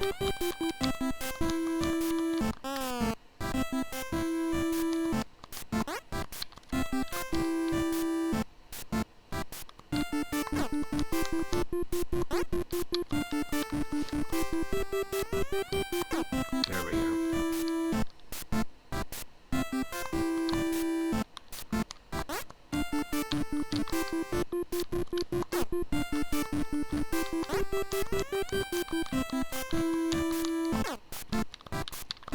Oh wow, okay.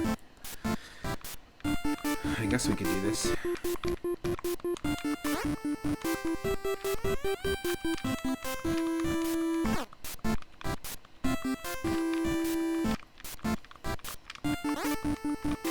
Now, this is definitely music that's going to get annoying after a little bit.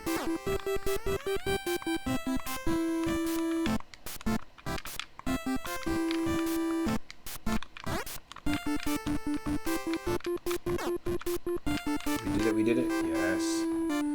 Password Dan. You need to get through level 4? Just ask Password Dan. He knows all the passwords.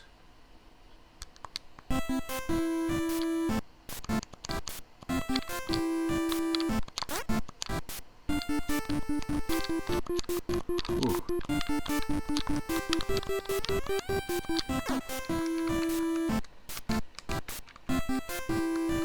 Nope. I'm feeling we're gonna have to die a couple times to figure this out.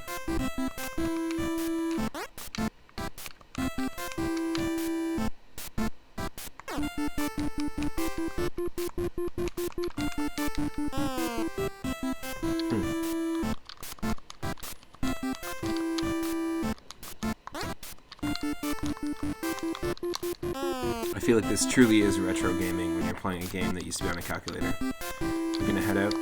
Well, thanks for stopping in, Zombie Paper. I appreciate it. If you're not following Zombie Paper, go check out their channel. Really cool place to hang out. Take care. Have a good Thursday night. Shoot.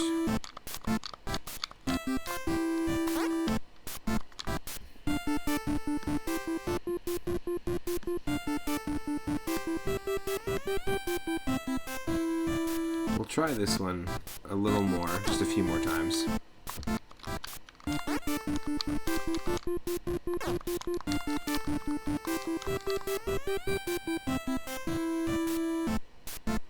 Yeah, but that's not gonna let me... Oh, wow. Okay, I think I know what we have to do. That's so dumb.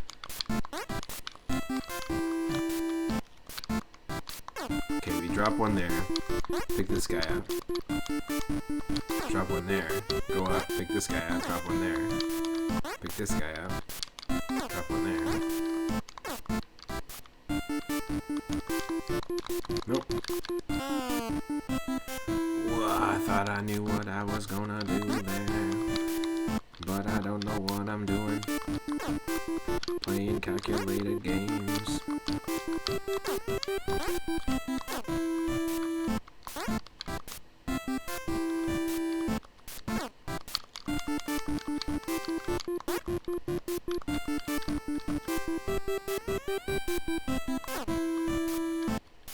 Oh, we screwed up again, didn't we?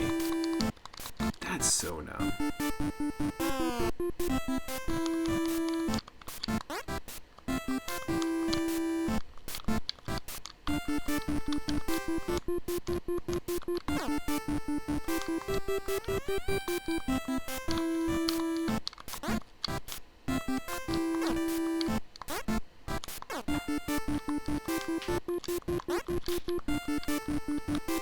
Oh no, that's the mistake.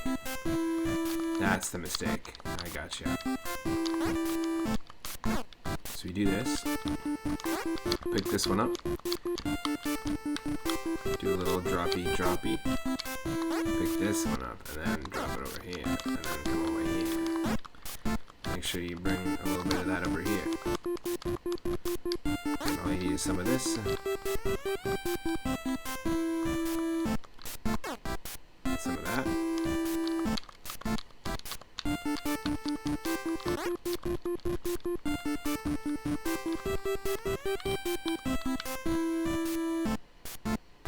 Oh no. Ha ha ha. Wow. Can I just call Password Dan? Can Password Dan just tell me what to do? Tell me the password. If he knows all the passwords, then he can tell me the password to the final level. We can do that real quick. Just real quick. No big deal.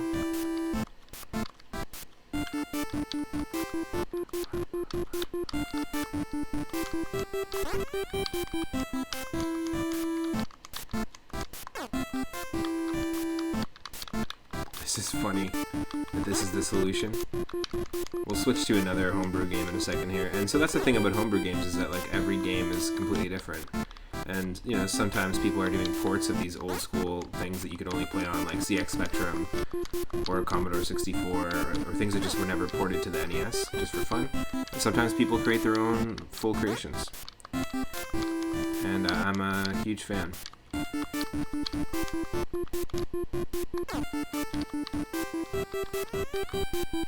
Oh no, you're not gonna do this to me.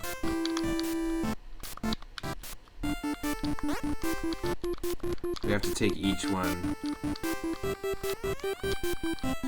back again.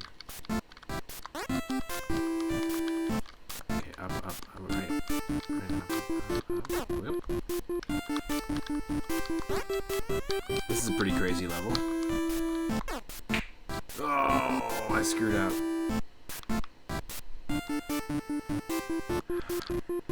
Yep, we're done. Yeah, I'm done with this game, but definitely done with this game for sure. However, still really cool. I could have sworn I have a few memories way in the back of my brain that are me playing a game like this or a platformer game on a Texas Instruments calculator back in the day in math class as like a young kid. Pretty cool that somebody decided to convert that over. It looks like music is giving us some trouble here. Okay. Alright, so the next one we're going to be playing is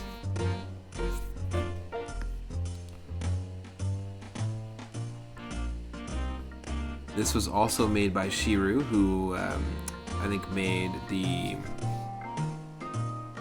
Alter Ego ZX Spectrum NES Conversion that we played yesterday. It is an example game that was developed for Shiru's Article Programming NES Games in C. The article itself is located at their website in the articles section. Cool.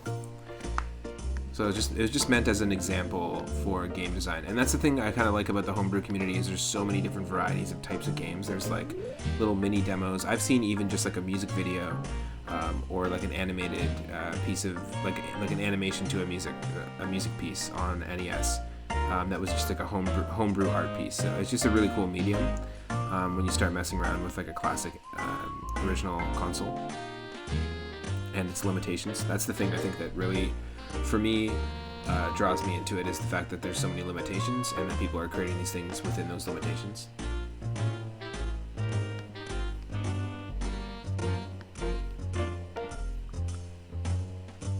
Okay, so this one's just called Chase.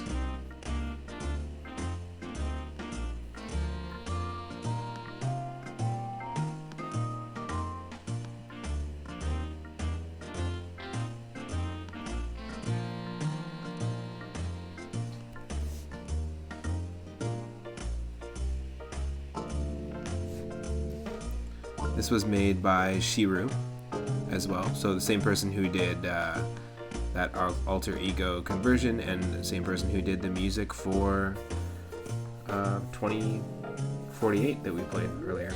It's made in 2012.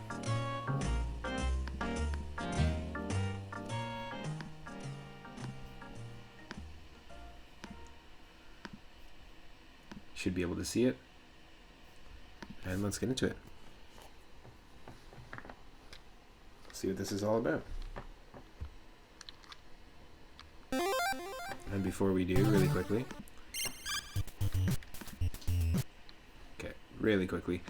looks very arcade-like and inspired by a little Clue Land, a little Bomberman 2 perhaps.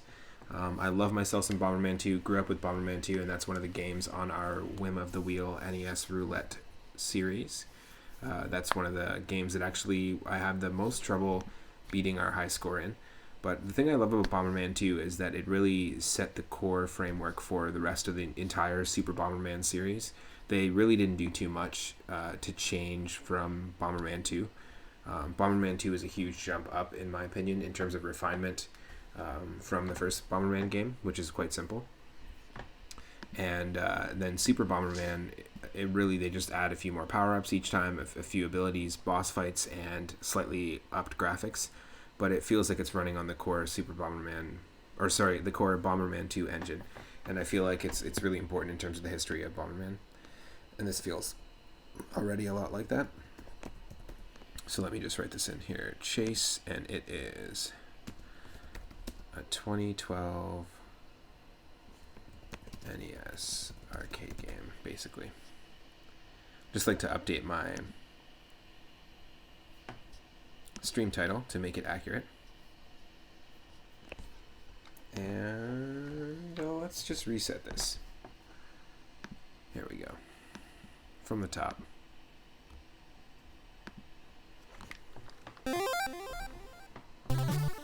It's gonna have good music for sure. A little Pac-Man inspired as well. So we're this little happy-go-lucky green marshmallow, basically, running from the angry red or pink marshmallow. So it looks like to me. Marshmallow with eyes and a mouth. Oh my god, oh my god, oh my god, oh my god, just run away. Okay.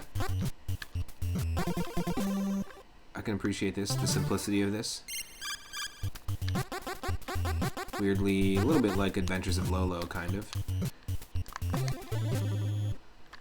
We need those gems.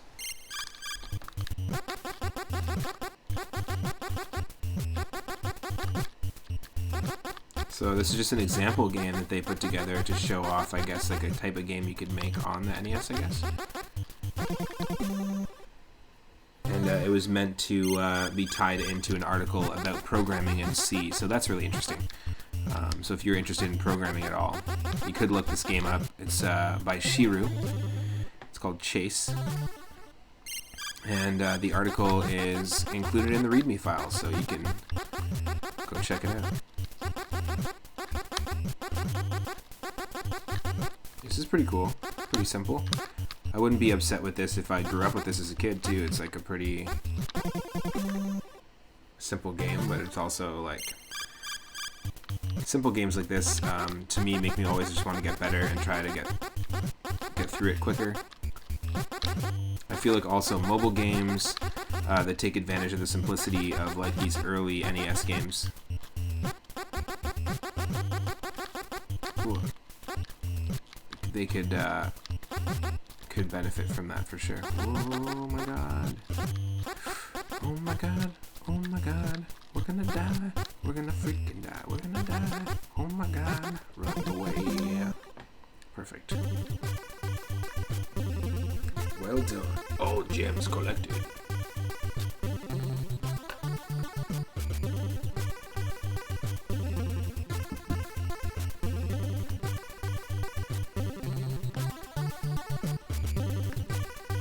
Feeling the music for sure. That's it. That's it. Just an example game. So this is exactly like Blade Buster that we played. That was a top-down shooter. You could pick 2 minutes or 5 minutes, and you had that amount of limited time to try and get a high score and beat your previous high score. So that was pretty cool. Simple example game, but it was fun.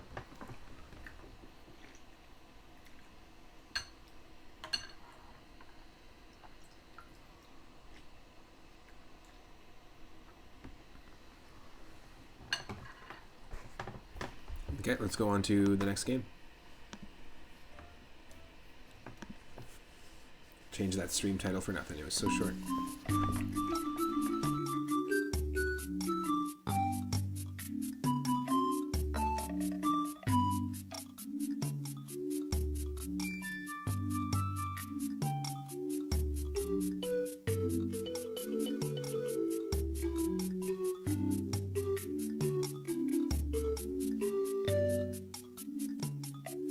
So the next game is called Chicken of the Farm. I think it's a platformer. From what I read, it was a platformer. Let's check it out. Just gonna load it up and also update the stream title. Chicken of the Farm.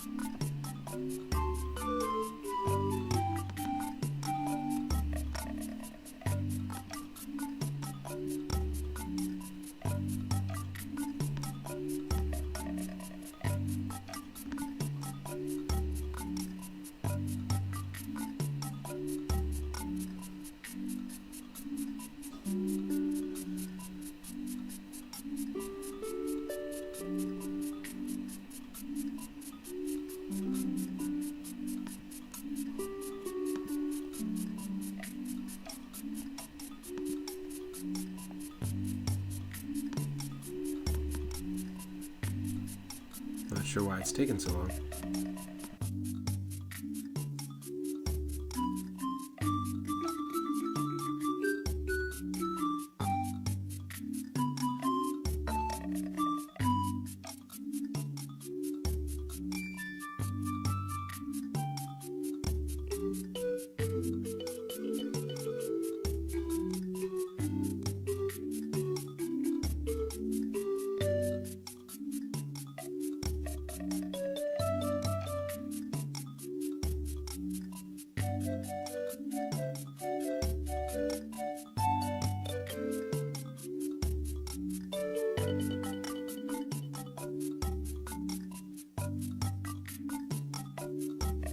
Okay, here we go.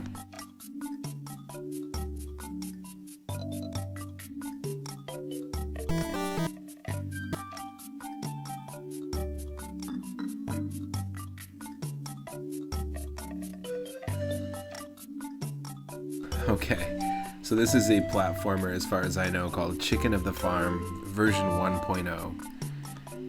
Have with that what you will. Take that with whatever grain of salt you want, whatever seasoning you want for this Chicken of the Farm.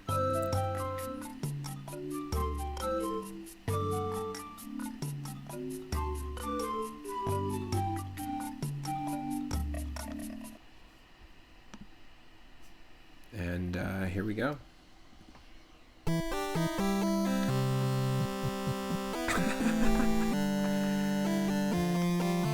I'm not sure we're ready for this.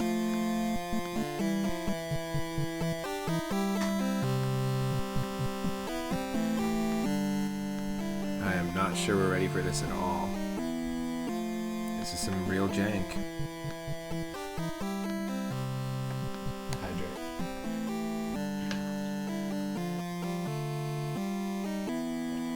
Then a posture check, nice.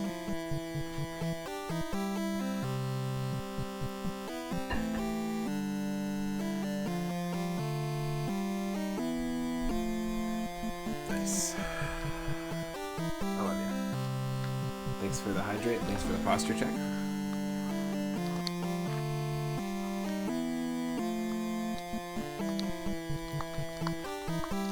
Alright, I hope that we can actually do something on the screen here. Really?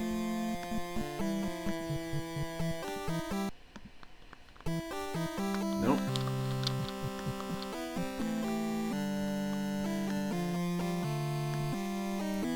Let me see if I can launch a different game.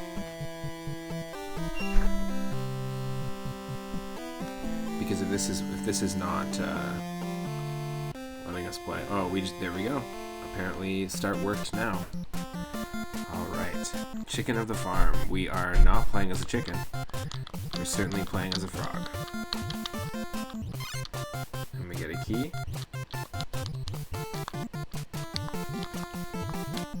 Oh my god, it's like controlling Frog Mario meets Yoshi. Interesting.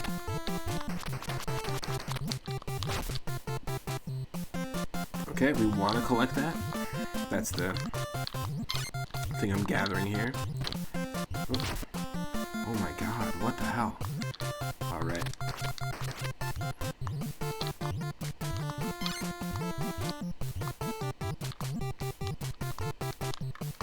I didn't expect frogs.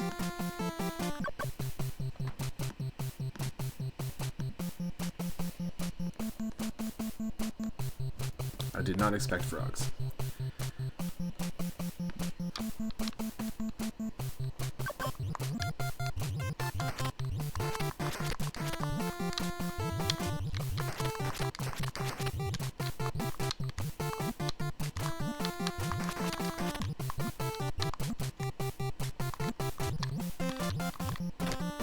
No.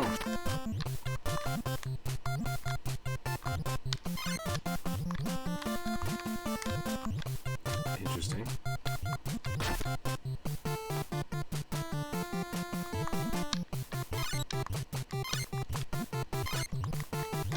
Oh.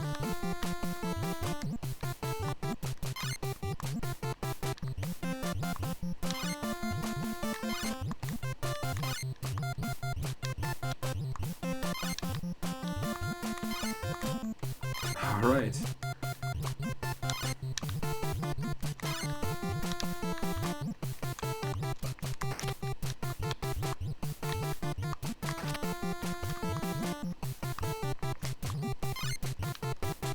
Okay, I don't know what that is, but it's our first one.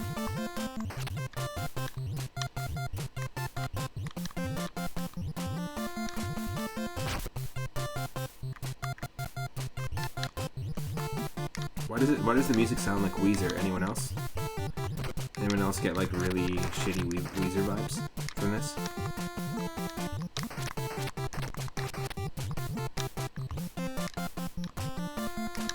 I know there's some great 8-bit Weezer music out there, actually. 8-bit Weezer covers. Oh, oh my god. Oh my god.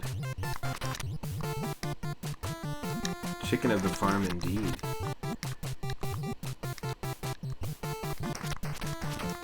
Ugh. is this?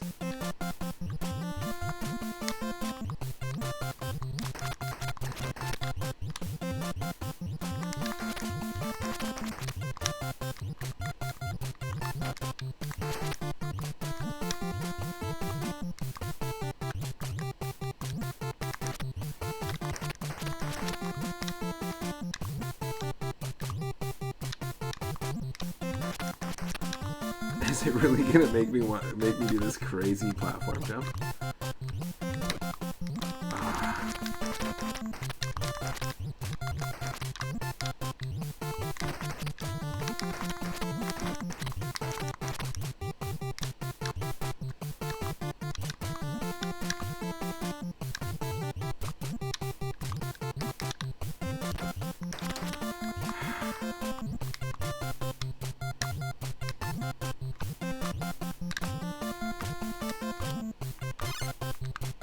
Oh. Okay, if you create a rhythm, then you can do it.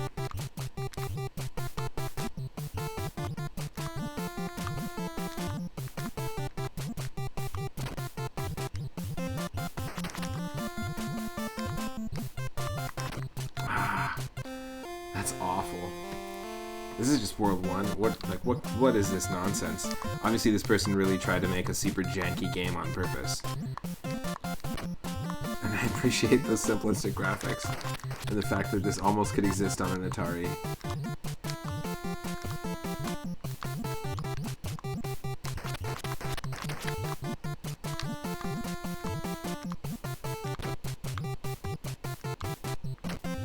Oh, you fucking bluebird. Get out of here. Get out of here.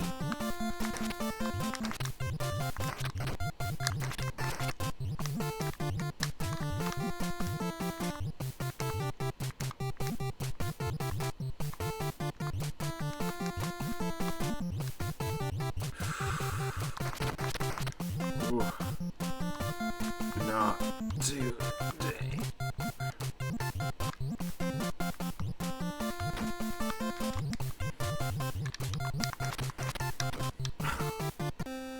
We'll try one more time. We'll try one more time until we get another game over. Another 3 lives.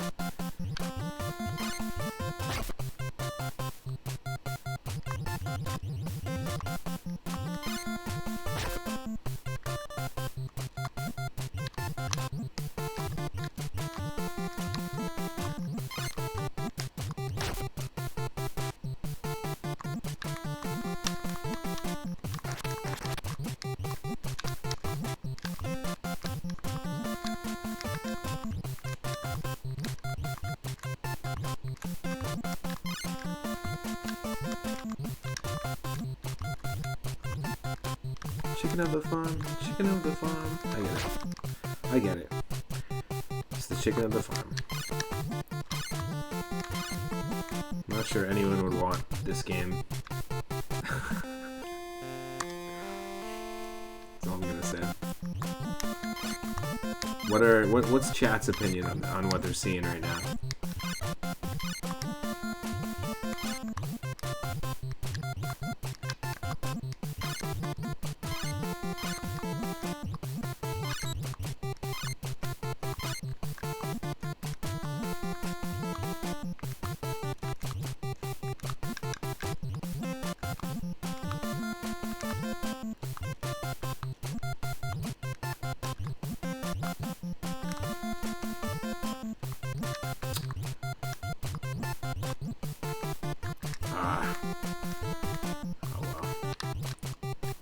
Just because we did it last time doesn't mean anything. Oh, we died. So dumb.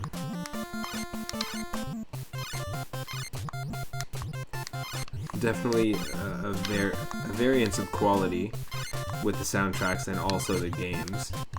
But if you're into like a torturous, like difficult platformer, which some people are, like Ghouls and Ghosts, for example. This is no Ghouls and Ghosts, but it is not easy or fun. I'm not saying Ghouls and Ghosts isn't fun, but you know, it's just, this game is asking a lot, yeah.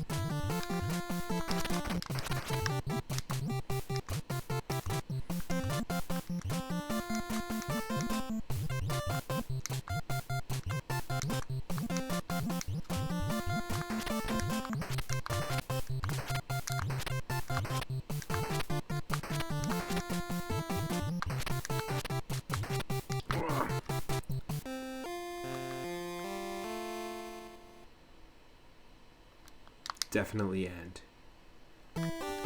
Definitely end. Okay, Chicken of the Farm. I was not prepared for that one.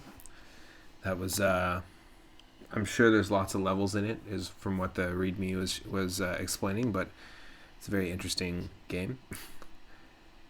It looks like a bootleg. It feels super janky. If you're into janky games, I guess on purpose, that is what you'll get with that one.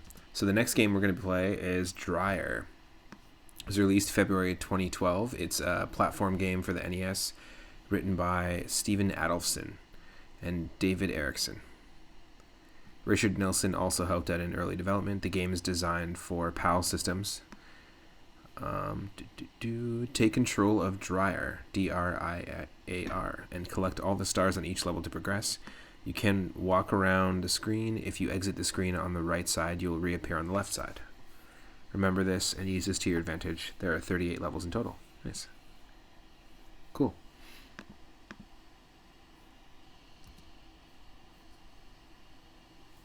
So I guess it's going to be something like a arcade style puzzle game, like akin to something like Adventures of Lolo.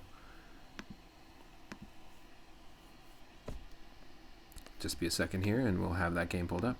Just going to update the stream title.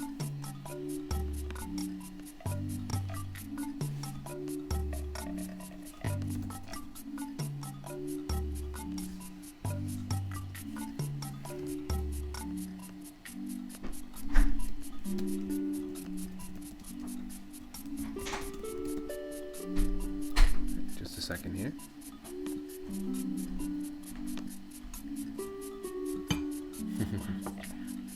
Ooh, the last brownie for me. Thank you. I appreciate that. Yeah.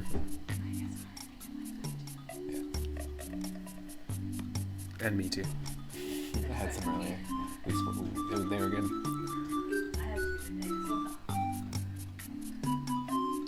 Okay. So Dreyer, here we go.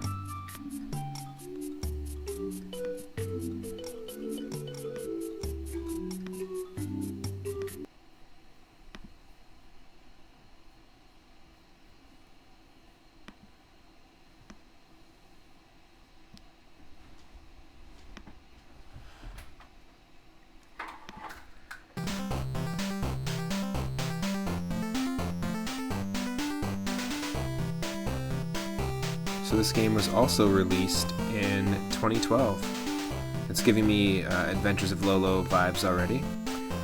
And so maybe there was like a resurgence of Homebrew or NES development in 2012, it seems. Lots of people were releasing stuff that year. Maybe they thought it was going to be the end of the world or the end of the universe, and they wanted to get that NES game out there as soon as possible. Dreyer, written by David Erickson and Stefan Adolphson.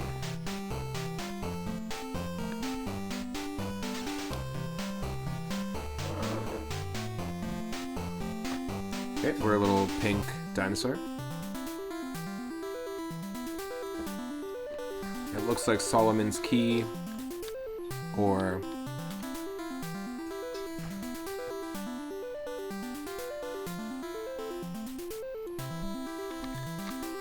Adventures of Lolo, for sure.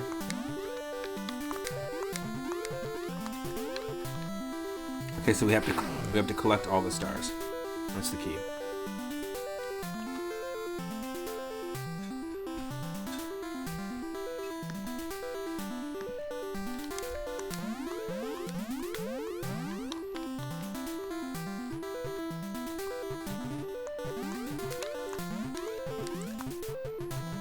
Cool, we can hold B to run, which is nice.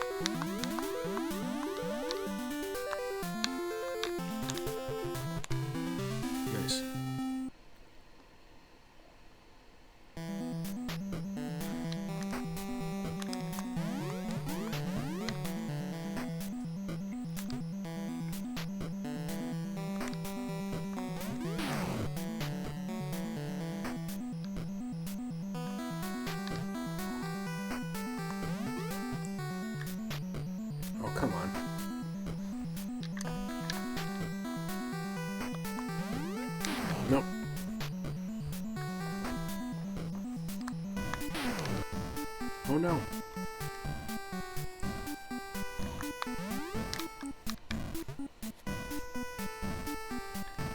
Okay, so we can hold B and run and jump to our advantage as well. That's nice.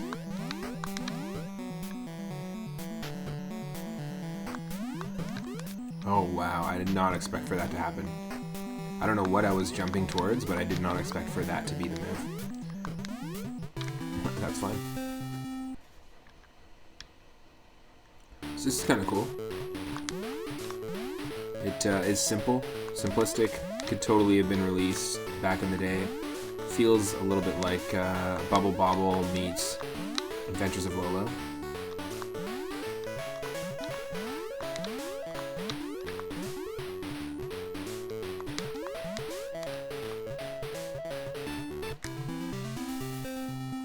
Kind of a weird name. I guess Dreyer is the name of the weird pink dinosaur character.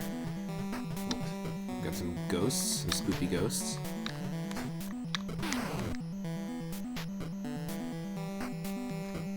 Just want to try something here.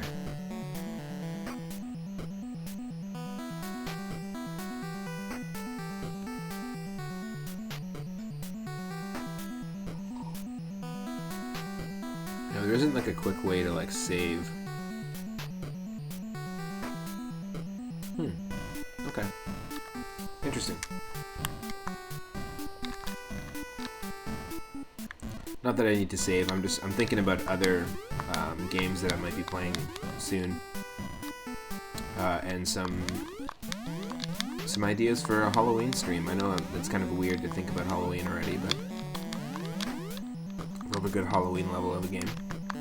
And looks like we got some spoopy ghosts going on right here.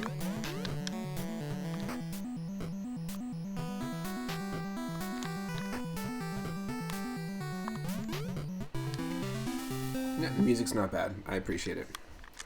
It's definitely acting as if it's, you know, it was released early on in the NES, is what it feels like. It could have been released early on in the NES's lifespan.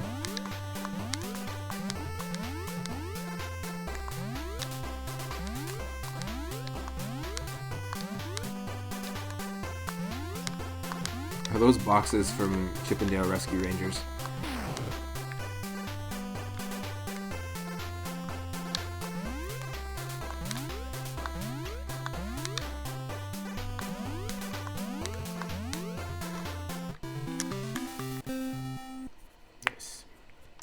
Level 6. So apparently there's 38 levels in this game. That's cool. That would be considered a full game. I'm not sure how many levels in total are in the original Bubble Bobble or Adventures of Lolo 1 or 2. I think, is there an Adventures of Lolo 3? I'm not even sure. Definitely didn't play it as a kid.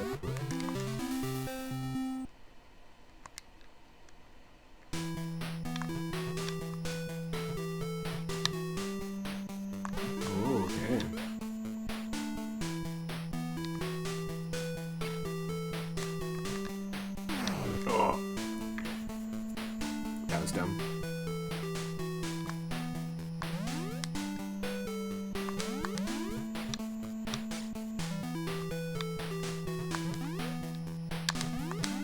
Yeah, the music's good.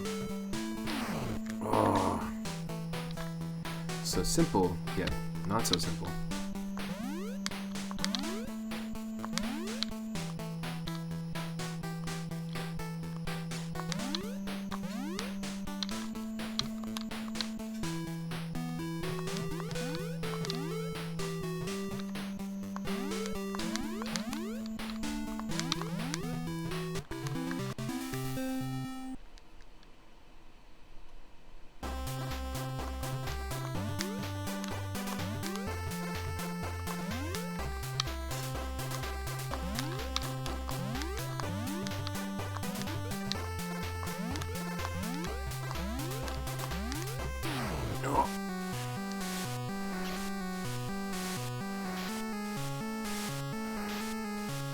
Hell yeah. That's some epic game over music.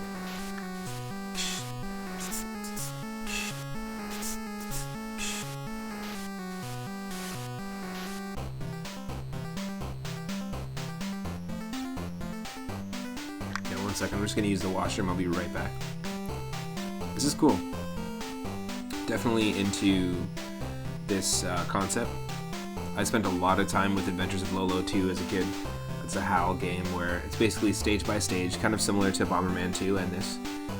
You just have to clear it, and very similar to Chase that we were playing earlier. But yeah, just 1 second here, I'll be right back. And we'll kick back into Dreyer. This is cool. Let's see if we can try to complete all 38 stages.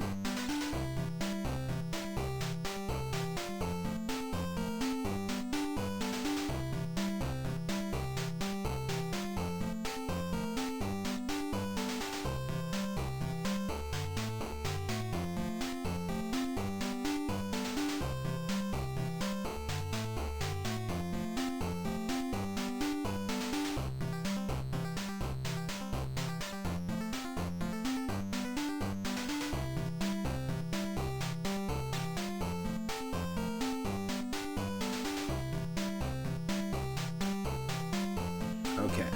Alright, I am back. Let's do it.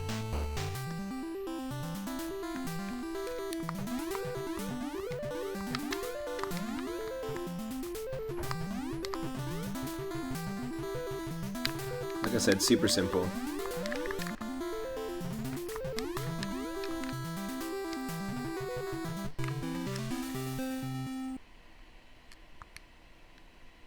Now this isn't a game I would consider adding to the roulette wheel, even though it's like a simple sort of puzzle arcade game, because there's no high score. There's no score at all, actually, in this game.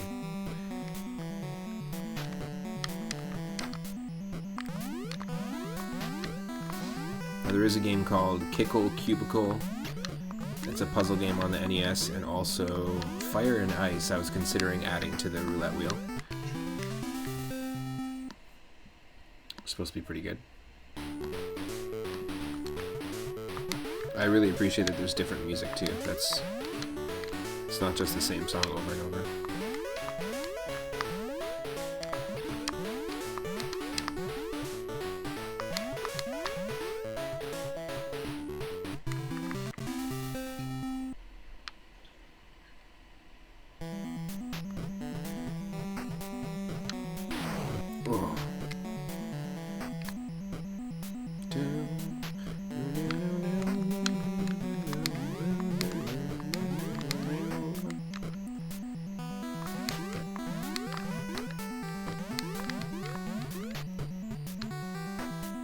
I'm just a star collecting dinosaur, you know, there's nothing wrong with that. Some dinosaurs die in the extinction, some dinosaurs collect stars for all eternity in an alternate dimension.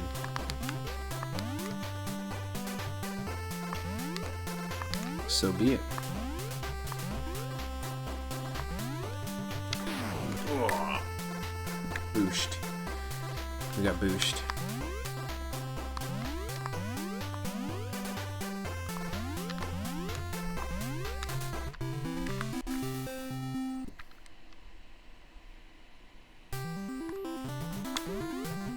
Like I said before, varying qualities of homebrew games. And it's just cool that this kind of stuff exists, you know? Fun little projects. Passion projects by programmers who always wanted to make something on the NES.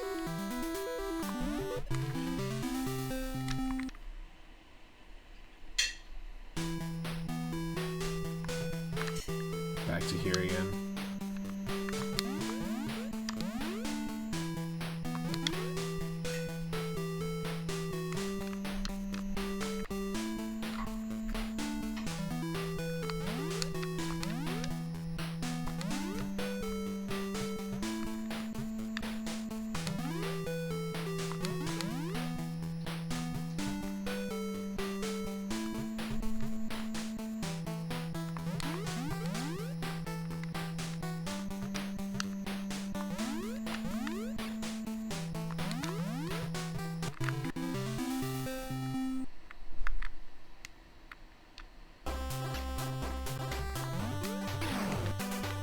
Nope.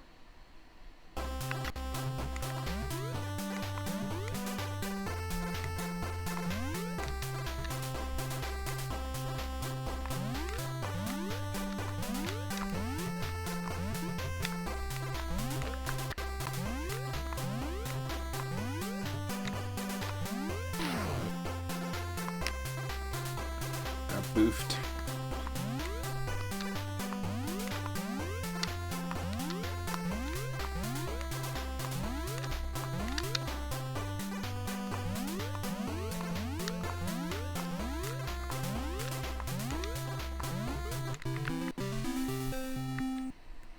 Level 9. Number 9.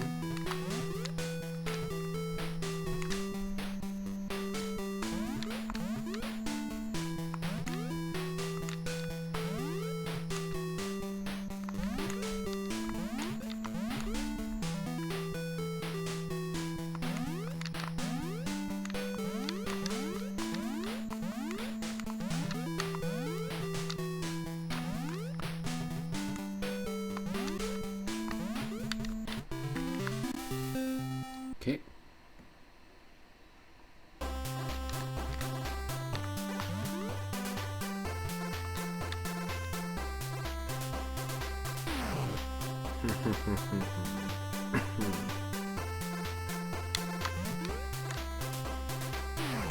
Oh, come on. That was dumb.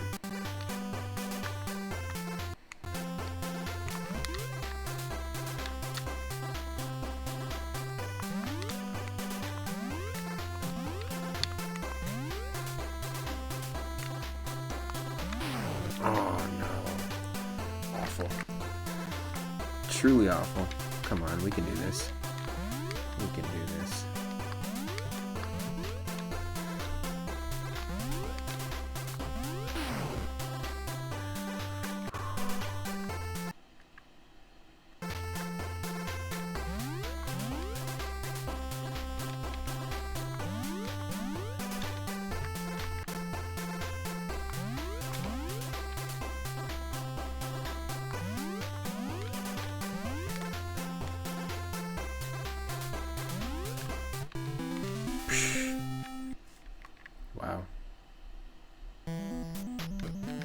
Double 11.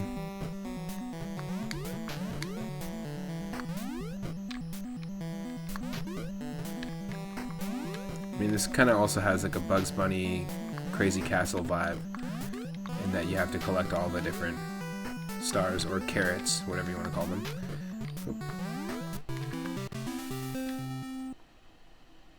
That's a game on the roulette wheel for our Whim of the Wheel series, which is super fun. I'm gonna die here.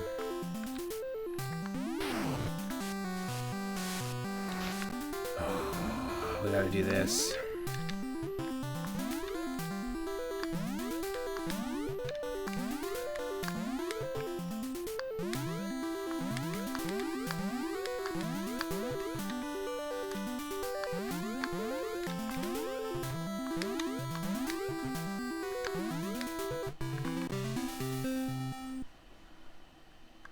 That's cool. That was a cool level design. Just to show you like a new strat and remind you that you can use the left and right like screen warp or screen wrap to your advantage, which is nice.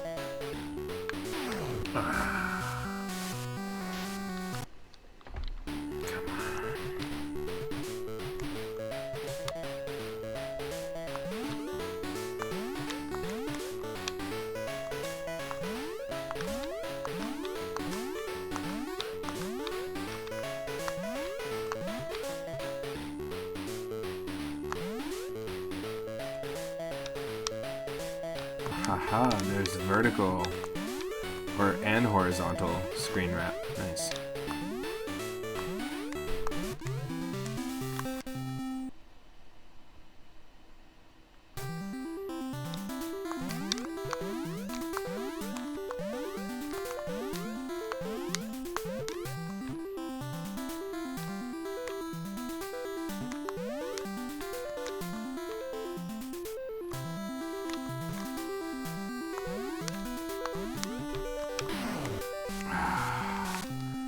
No way.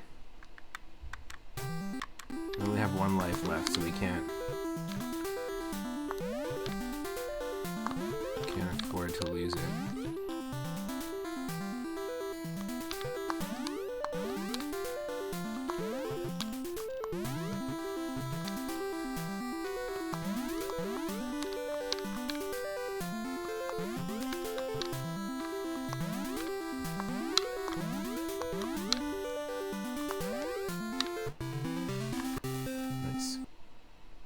Level 15.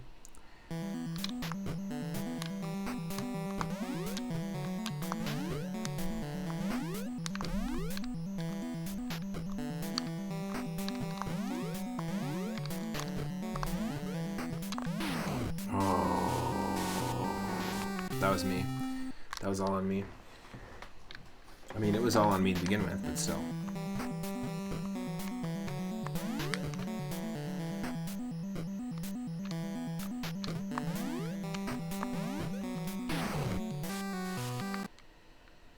Nope.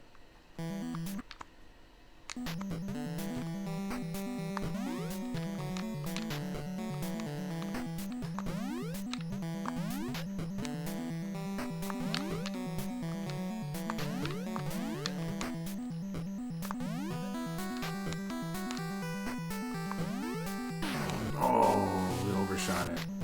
That is what you're supposed to do, though.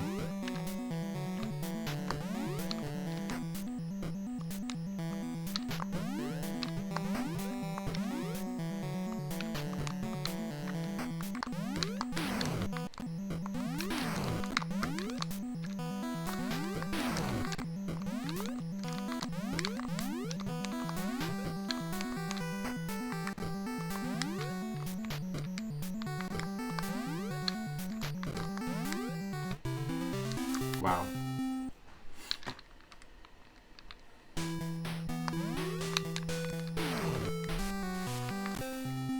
What?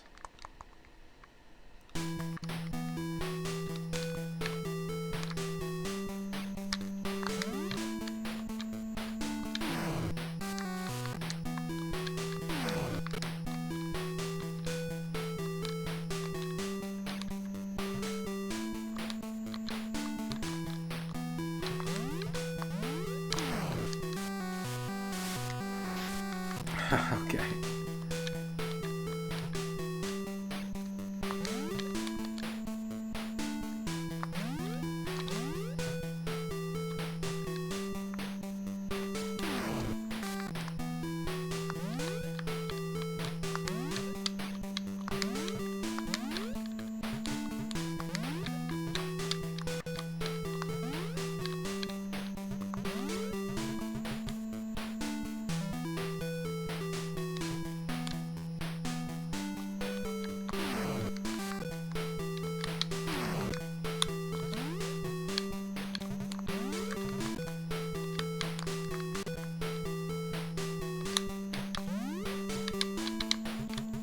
There we go. That's how we do it.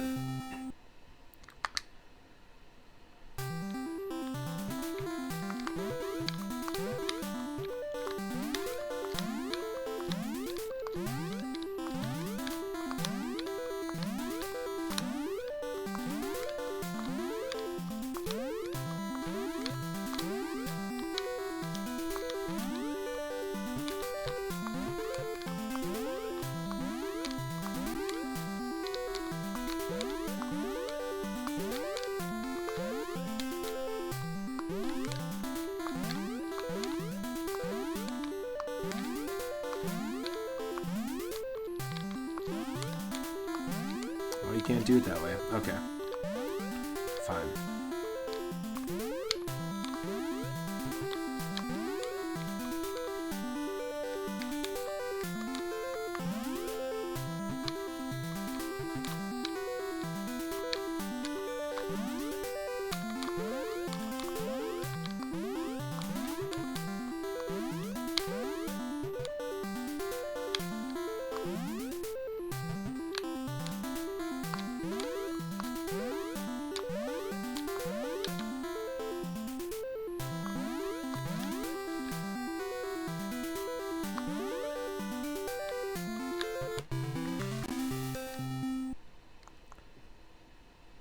Okay, we're almost halfway. Almost halfway through the levels here of Dreyer. It's pretty cool. It doesn't have a good title. The music is starting to repeat as well, but it's not terrible. I could easily have seen this being like an actual real release on the NES.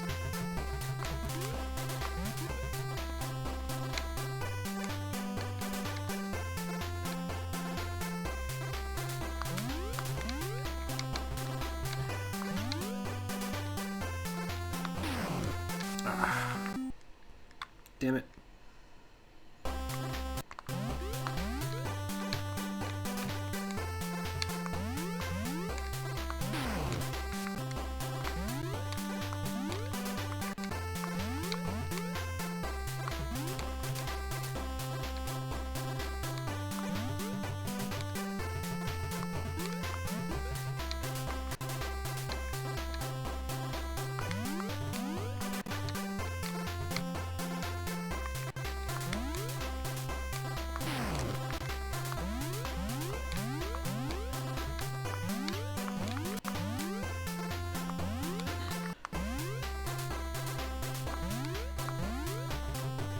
There we go.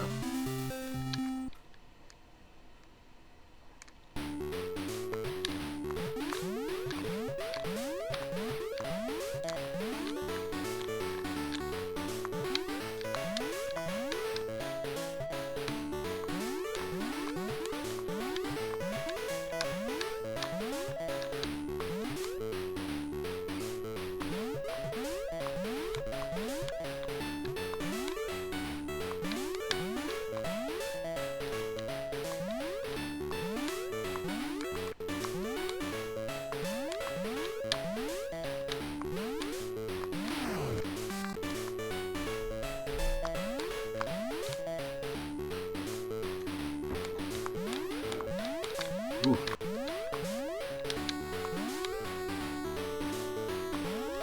It's actually pretty tight platforming here. Tighter than you'd think. There we go. Level 20.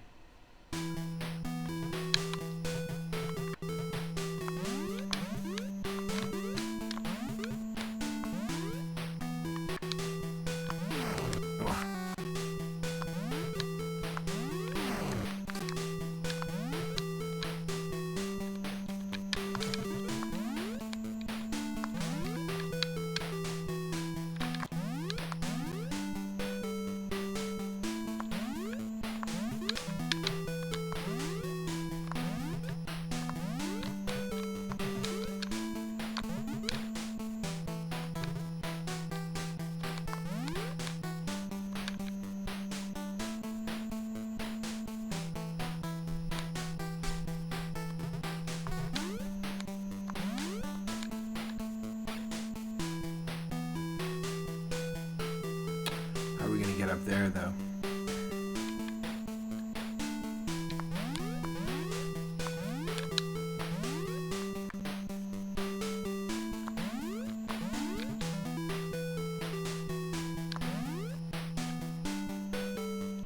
Wow, that's crazy. That was a cool level. That was a cool design for a level, for sure.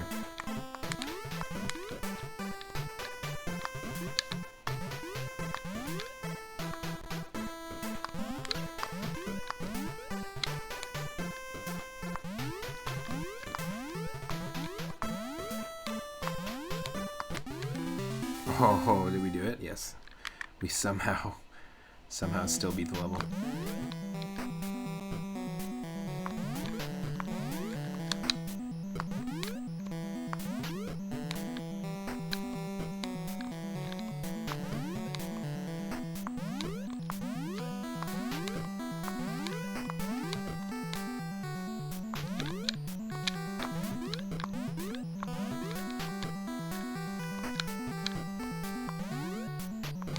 These blocks look like they're right out of Super Mario Bros. 3.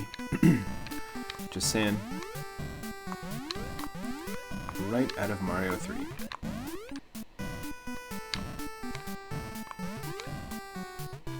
There we go.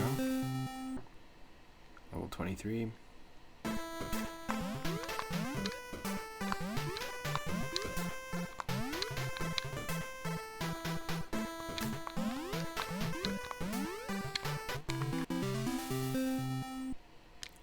Four.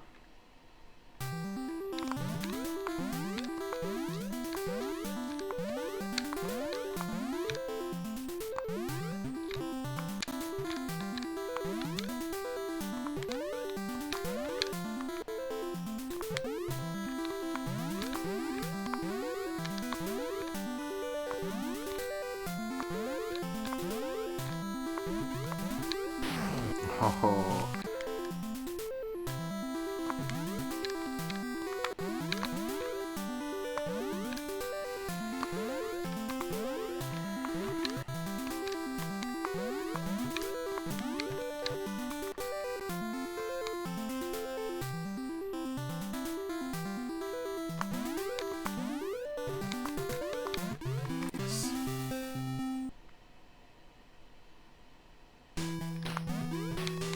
Not many levels left, actually. It's only 38 levels.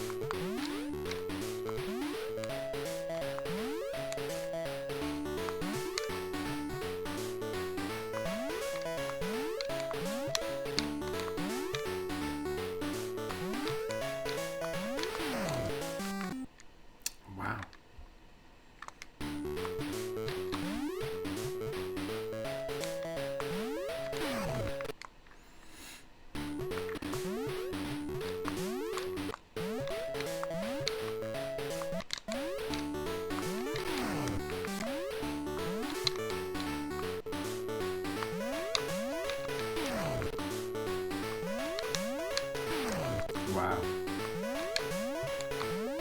Wow, that's crazy. You have to be super fast. Ultra fast there.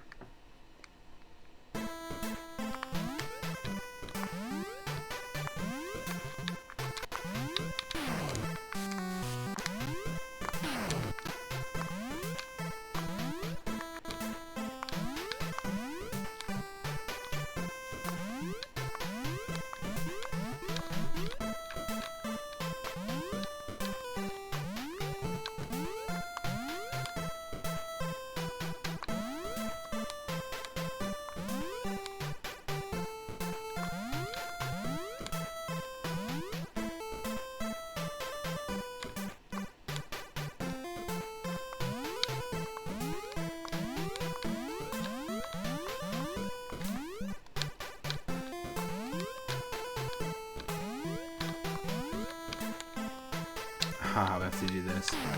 That's so dumb.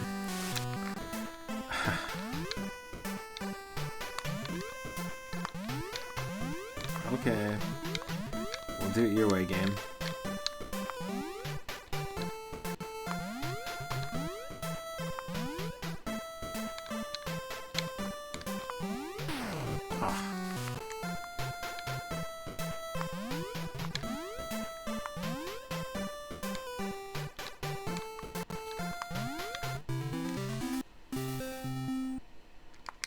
Get 10 more levels and that's the entire game.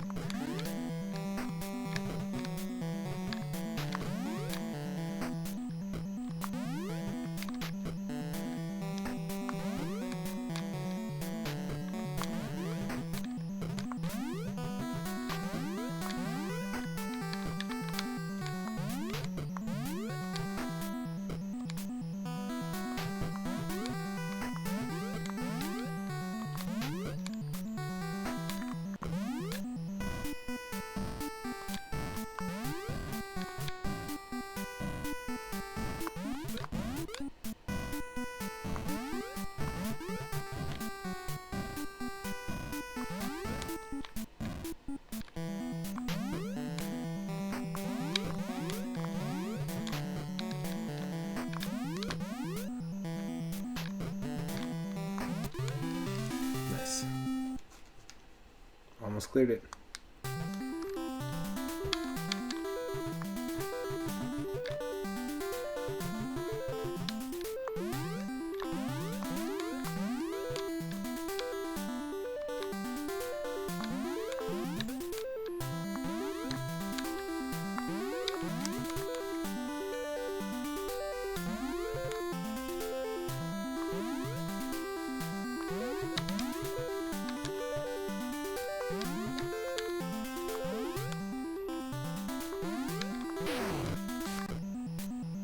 I have to do this from the top.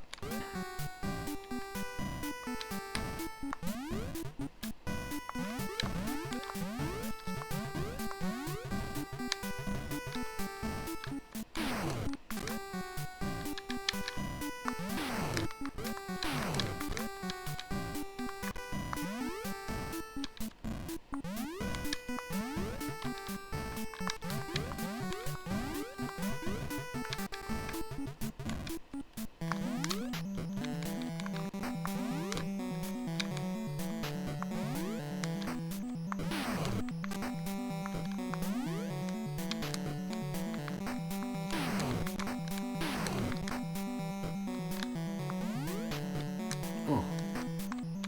Why is that a thing all of a sudden? There we go.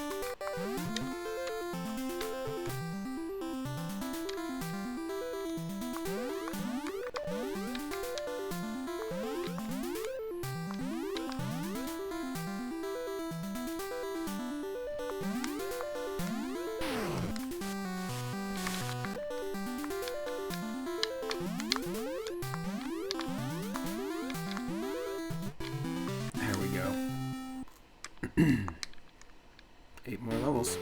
That's it. Only 8.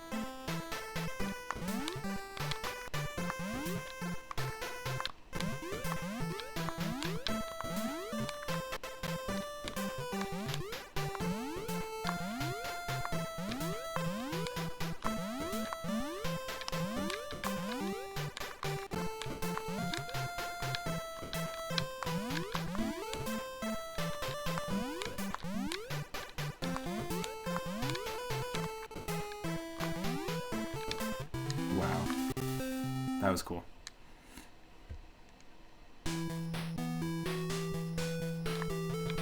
was like, where the hell is my character? Holy shit.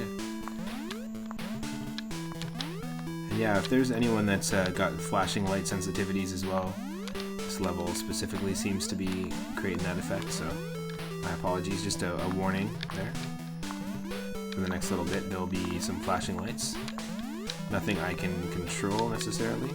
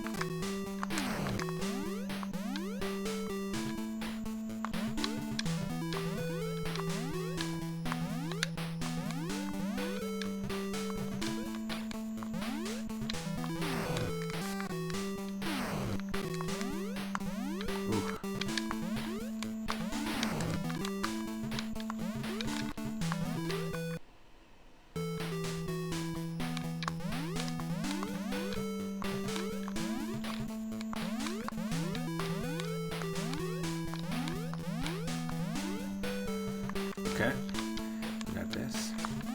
Got this. Oh.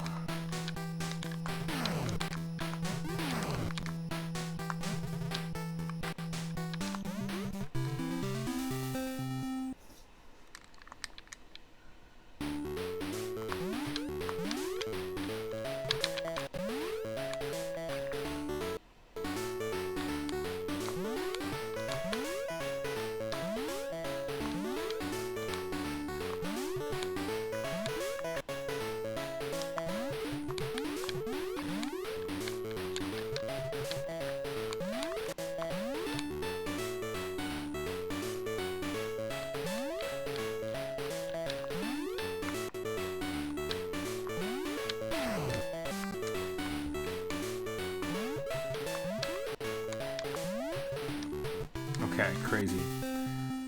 The entire top row was like insta-kill blocks. That was lucky.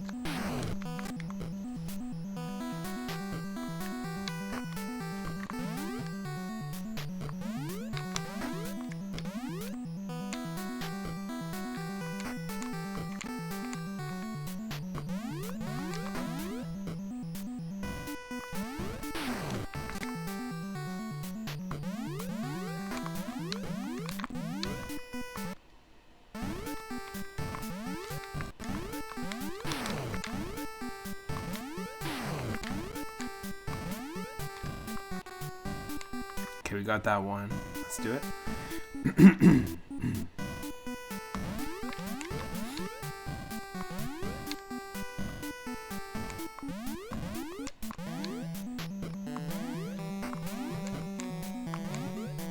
I guess this would be like an early collectathon, if you think about it.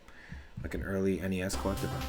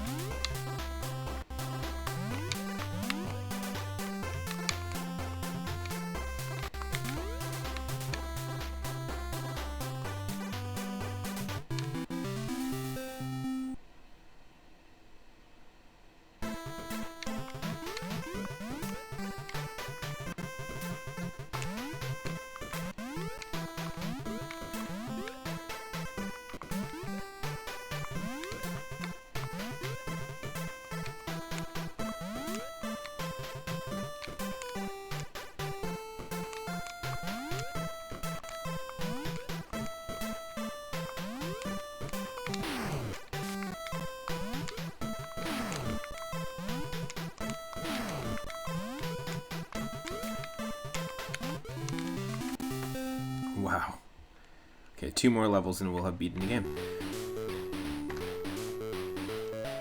Pretty fun game. Pretty simple. Like I said, it kind of lives up to the same kind of standard that a game like Bubble Bobble 1, maybe Adventures of Lolo 1.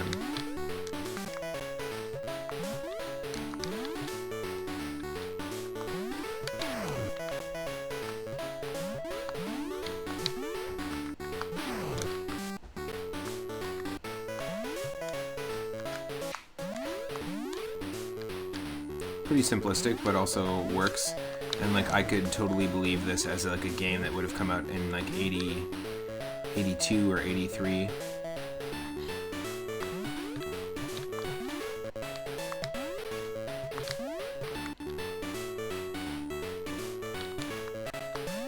Oh, we have to go this way, I gotcha.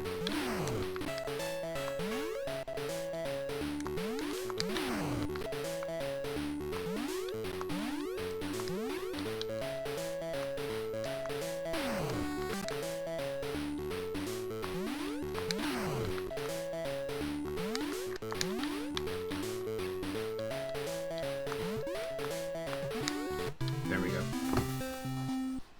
Pretty cool.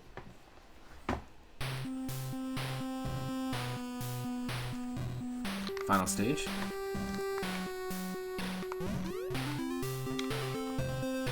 I like that it has its own music. That's really cool. Like special final stage music.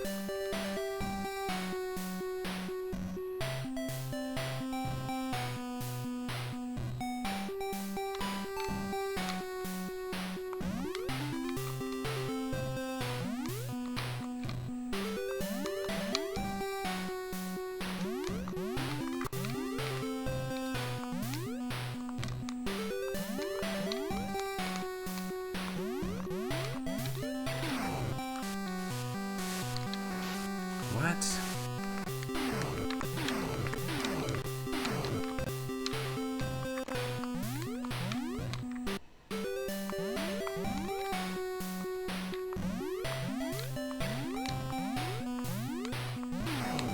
Oh no, you can't go that way. Interesting.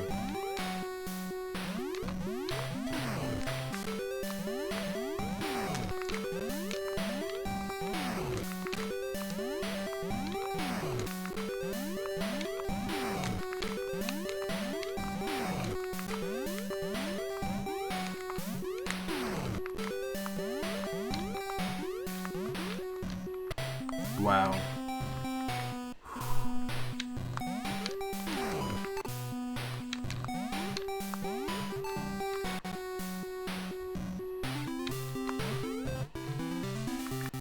So yeah, again, this game was released in 2012, and there we go. That was it.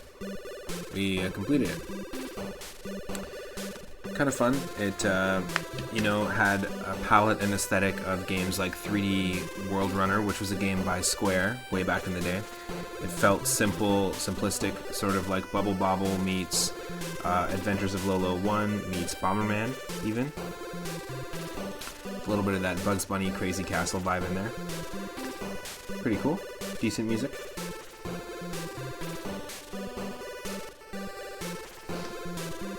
And I'm adding that to our completed games list because I would call a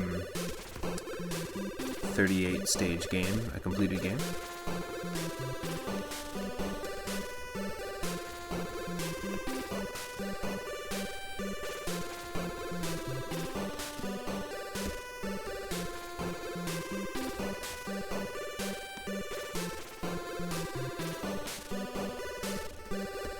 Cool.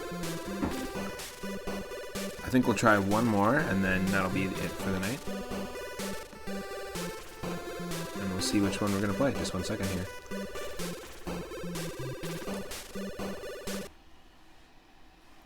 Stick around. Now this is just the second part of multiple NES Homebrew streams that I'm going to be putting out there. We did the first one yesterday. And if you're new to the channel, I stream every single day from 1 p.m. Pacific onward. You can always catch me here on Twitch, or you can go to my YouTube channel and subscribe to 3 Up Moon, and go explore the playlist there, and you'll be able to find our Whim of the Wheel NES puzzle and arcade game streams. You'll be able to find the NES Homebrew streams, all that stuff.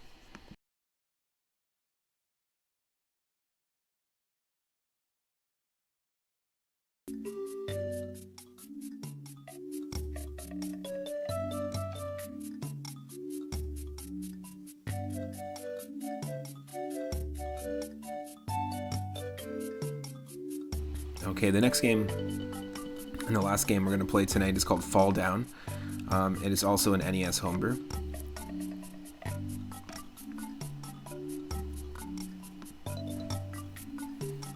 I'm not sure if it's a super extensive game or if it's more of like a quick game like Blade Buster. It's presented by CVAC. And I will pull it up in just a second here. But it could be like Blade Buster, or it could be like Block Dude that we played, which was obviously an NES conversion of a Texas Instruments like calculator game.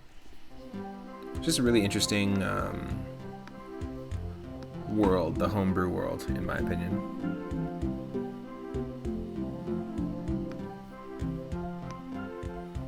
I think this is like an arcade style game, so I'm just going to update the title as well.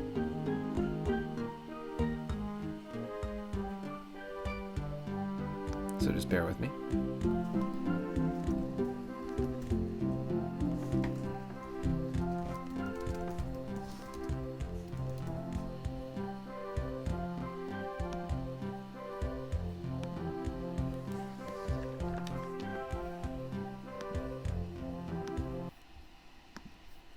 Okay, you should be able to see the game. And let's dive into it.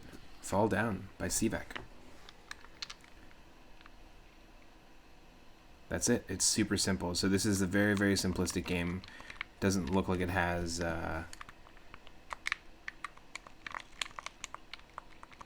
interesting. Is it even working with our controller? It might not even be something that works. It looks like it's just in a loop. Let's restart it here and see if that works. Nope.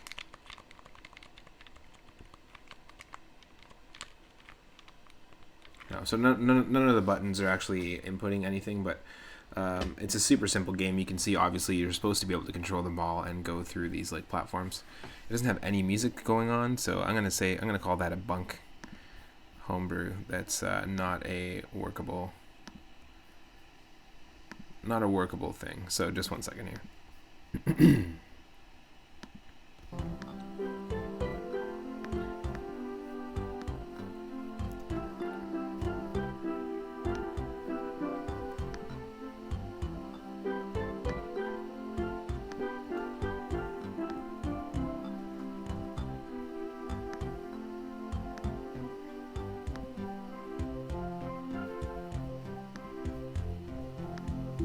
So we're going to play a different game, because that was bunk. We're going to play Froggy. Not Frogger, Froggy. I think it is like a clone that somebody made.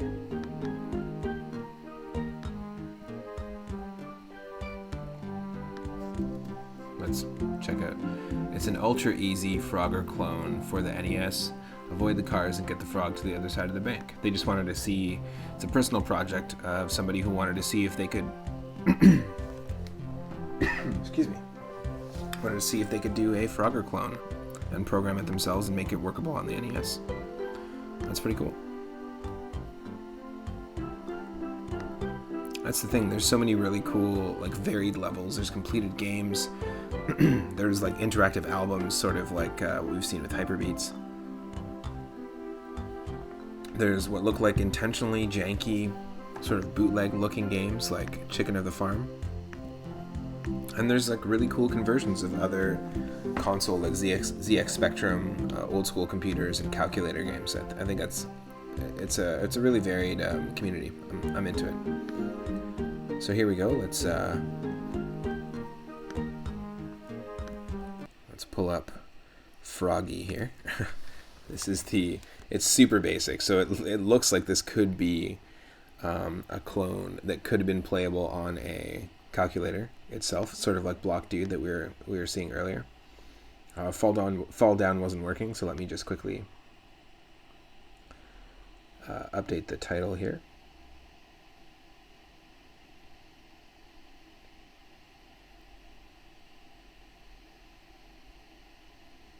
I like the idea of trying to port like very, very, very basic, like early cell phone or early calculator games onto the NES or onto like Atari 2600. I've actually seen several like just files and files and files of archived like Atari 2600 homebrews. There was a lot of them, and there's a lot of them to this day that people still make their own Atari 2600 and Atari 5800 games, which is really cool.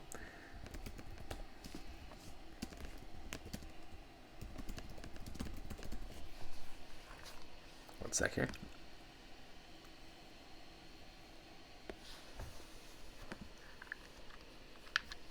Okay. Let's see if this will work.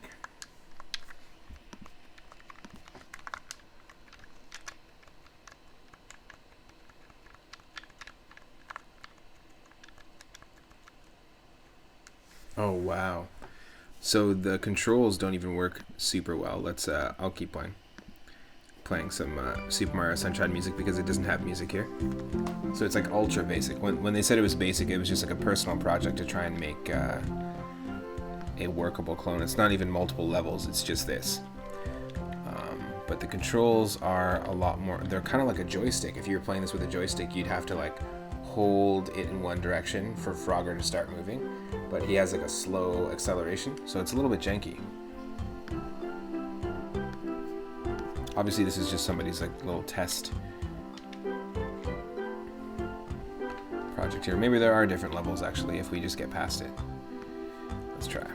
It's just like super janky. Nope. We got to the end.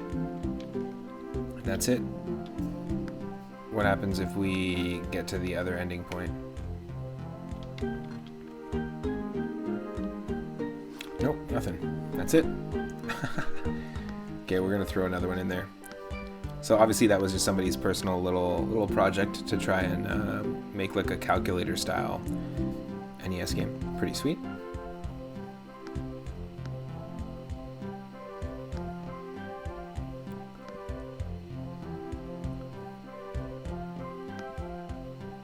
Okay, Lunar Limit. That's what we're going to play next. Lunar Limit is a game somebody made on NES as well. It's another NES homebrew. Just a second here. I'll load it up in just a moment. But yeah, we played a good variety of different types of games and little homebrew projects that were made for completely different purposes as well, which I'm stoked about.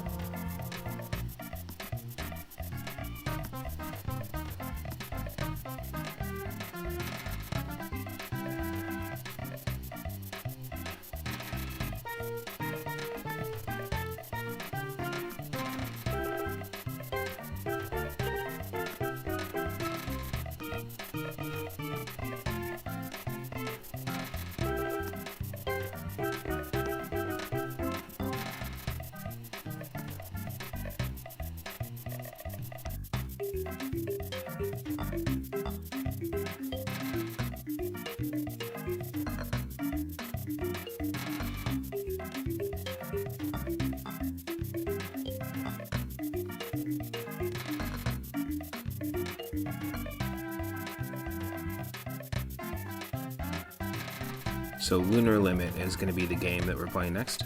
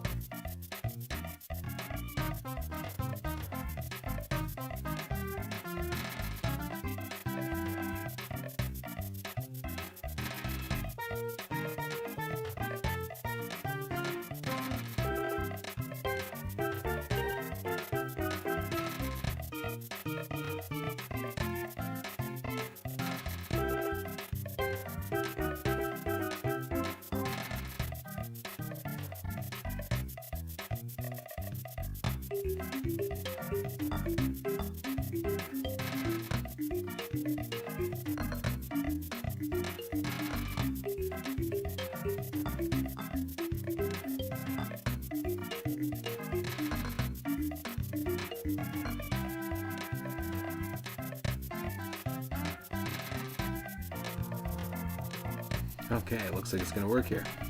Perfect.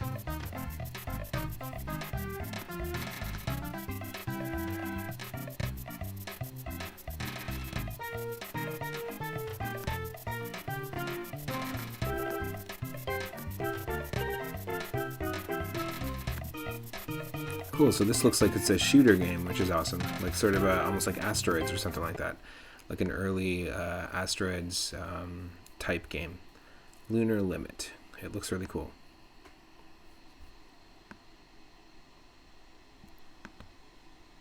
Definitely interested in playing this for sure. Okay, let's do this. Let's dive in.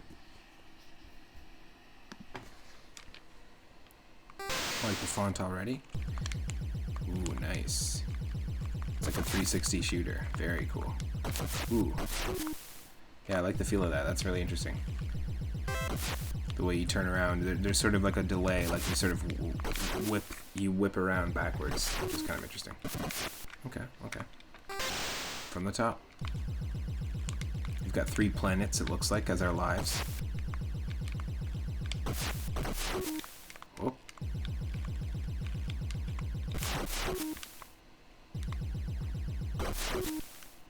Oh, interesting. So there's like the gun is constantly rotating.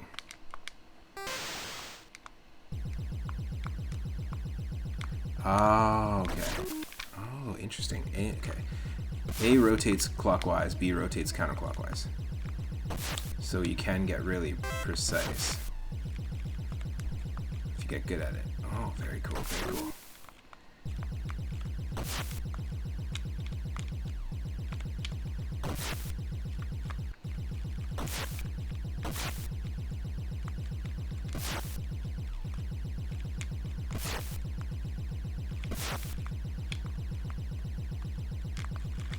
Oh no.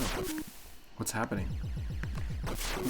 I'm getting asked if I want to empty my trash. What the heck? Start over.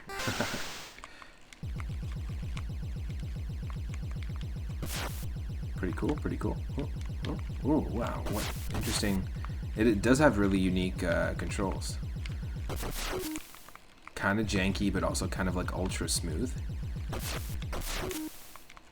And you could get really precise if you got to know how this works.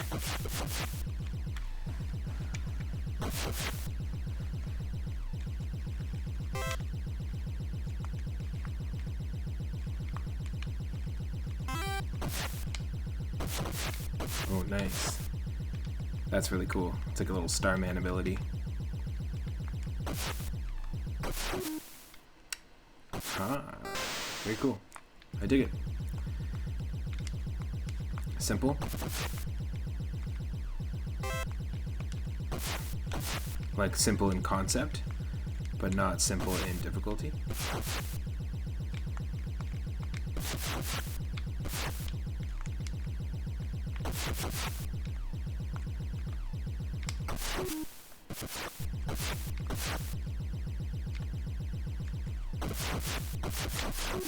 Ooh. Ooh.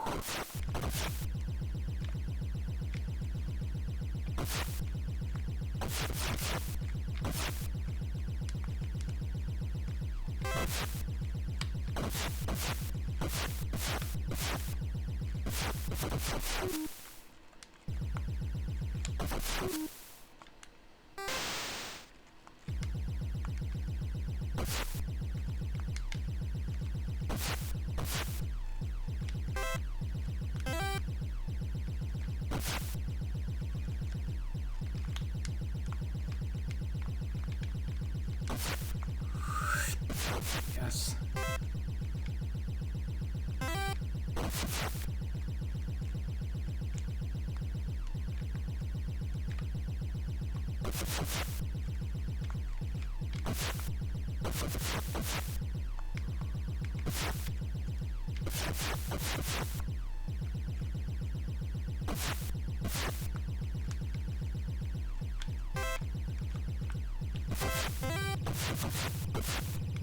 Yes. Holy crap, that was awesome. Got that boosted weapon.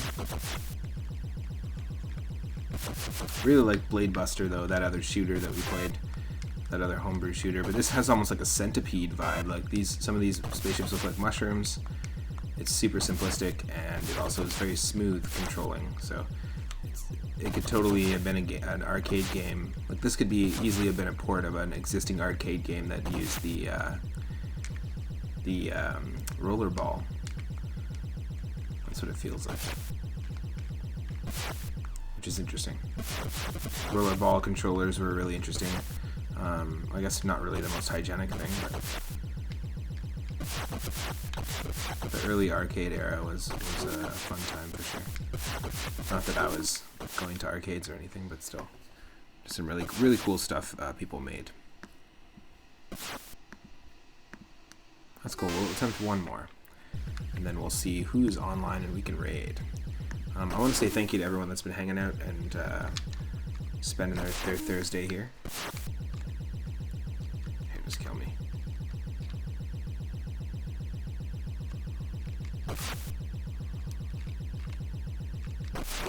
Okay, from the top. I'm really enjoying these NES homebrews. I played a whole bunch of different genres of games today. I really enjoyed Hyperbeatz. Always enjoy a few good rounds in Hyperbeatz. If you want to check out any of these games, just look them up. A lot of the developers just have many websites and forum posts and stuff where they're posting and working on this stuff. It's really cool. I like how there's a huge variance in like full completed games or like little arcade experiences, or even just like little recreations that people are making. Sometimes it's just one little personal project and almost like a little experiment for the creator.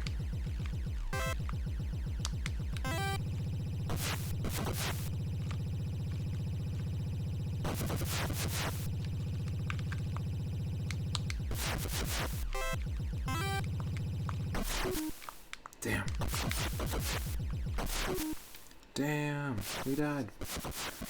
Okay, one more. It's addictive. It's actually pretty fun. For what it is, you know? The simplicity of it all, it's nice. And you know, I can program this or put this together, so it's kind of cool.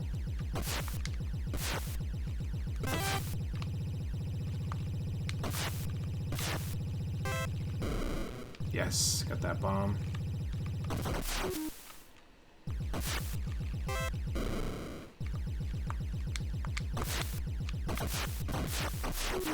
Damn.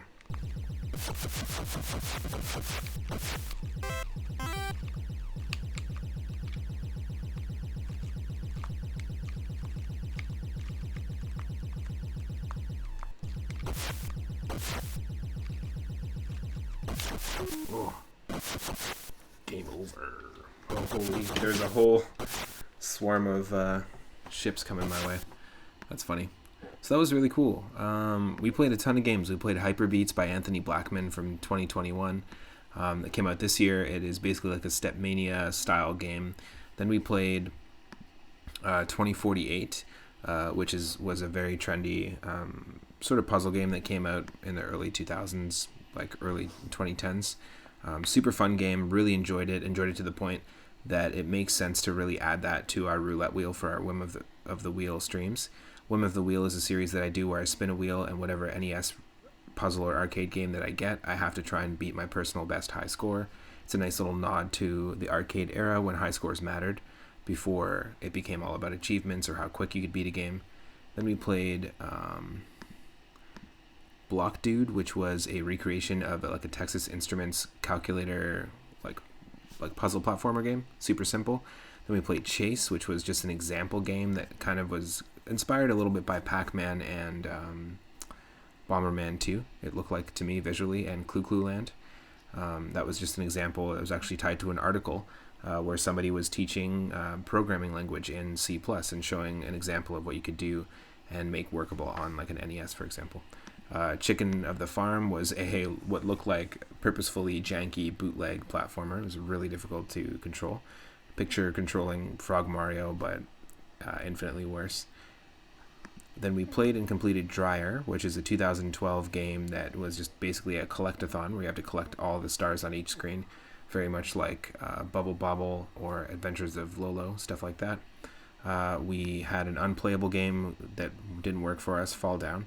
And then Froggy was a 1K sort of compressed, almost like a calculator style clone that somebody made, just one screen of Frogger. It was super simple, just a personal project that someone put together. And then we played some Lunar Limit. That's what we just finished on here. Lunar Limit is obviously inspired by games like Asteroids. It feels like it could exist in the early NES era, and it has a really nice smooth control. It actually weirdly controls like as smooth as Snake, Rattle, and Roll, if you've ever played that. But yeah, let's go and see what people are playing right now. I will see everyone in the next stream. I stream every single day from 1 p.m. Pacific onwards, so tomorrow we're going to be starting at 1.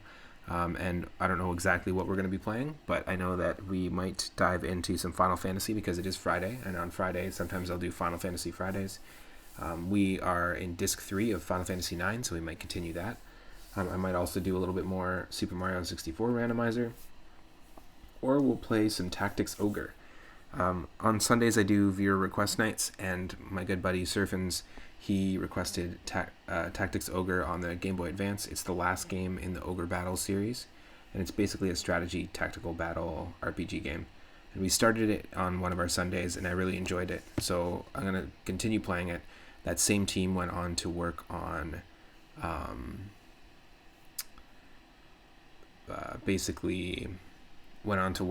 Final Fantasy Tactics Advance once they were bought by Square, and I really enjoyed that one as well. So I'm going to be continuing that playthrough sometime soon. It might be tomorrow, but we'll see what we'll play tomorrow.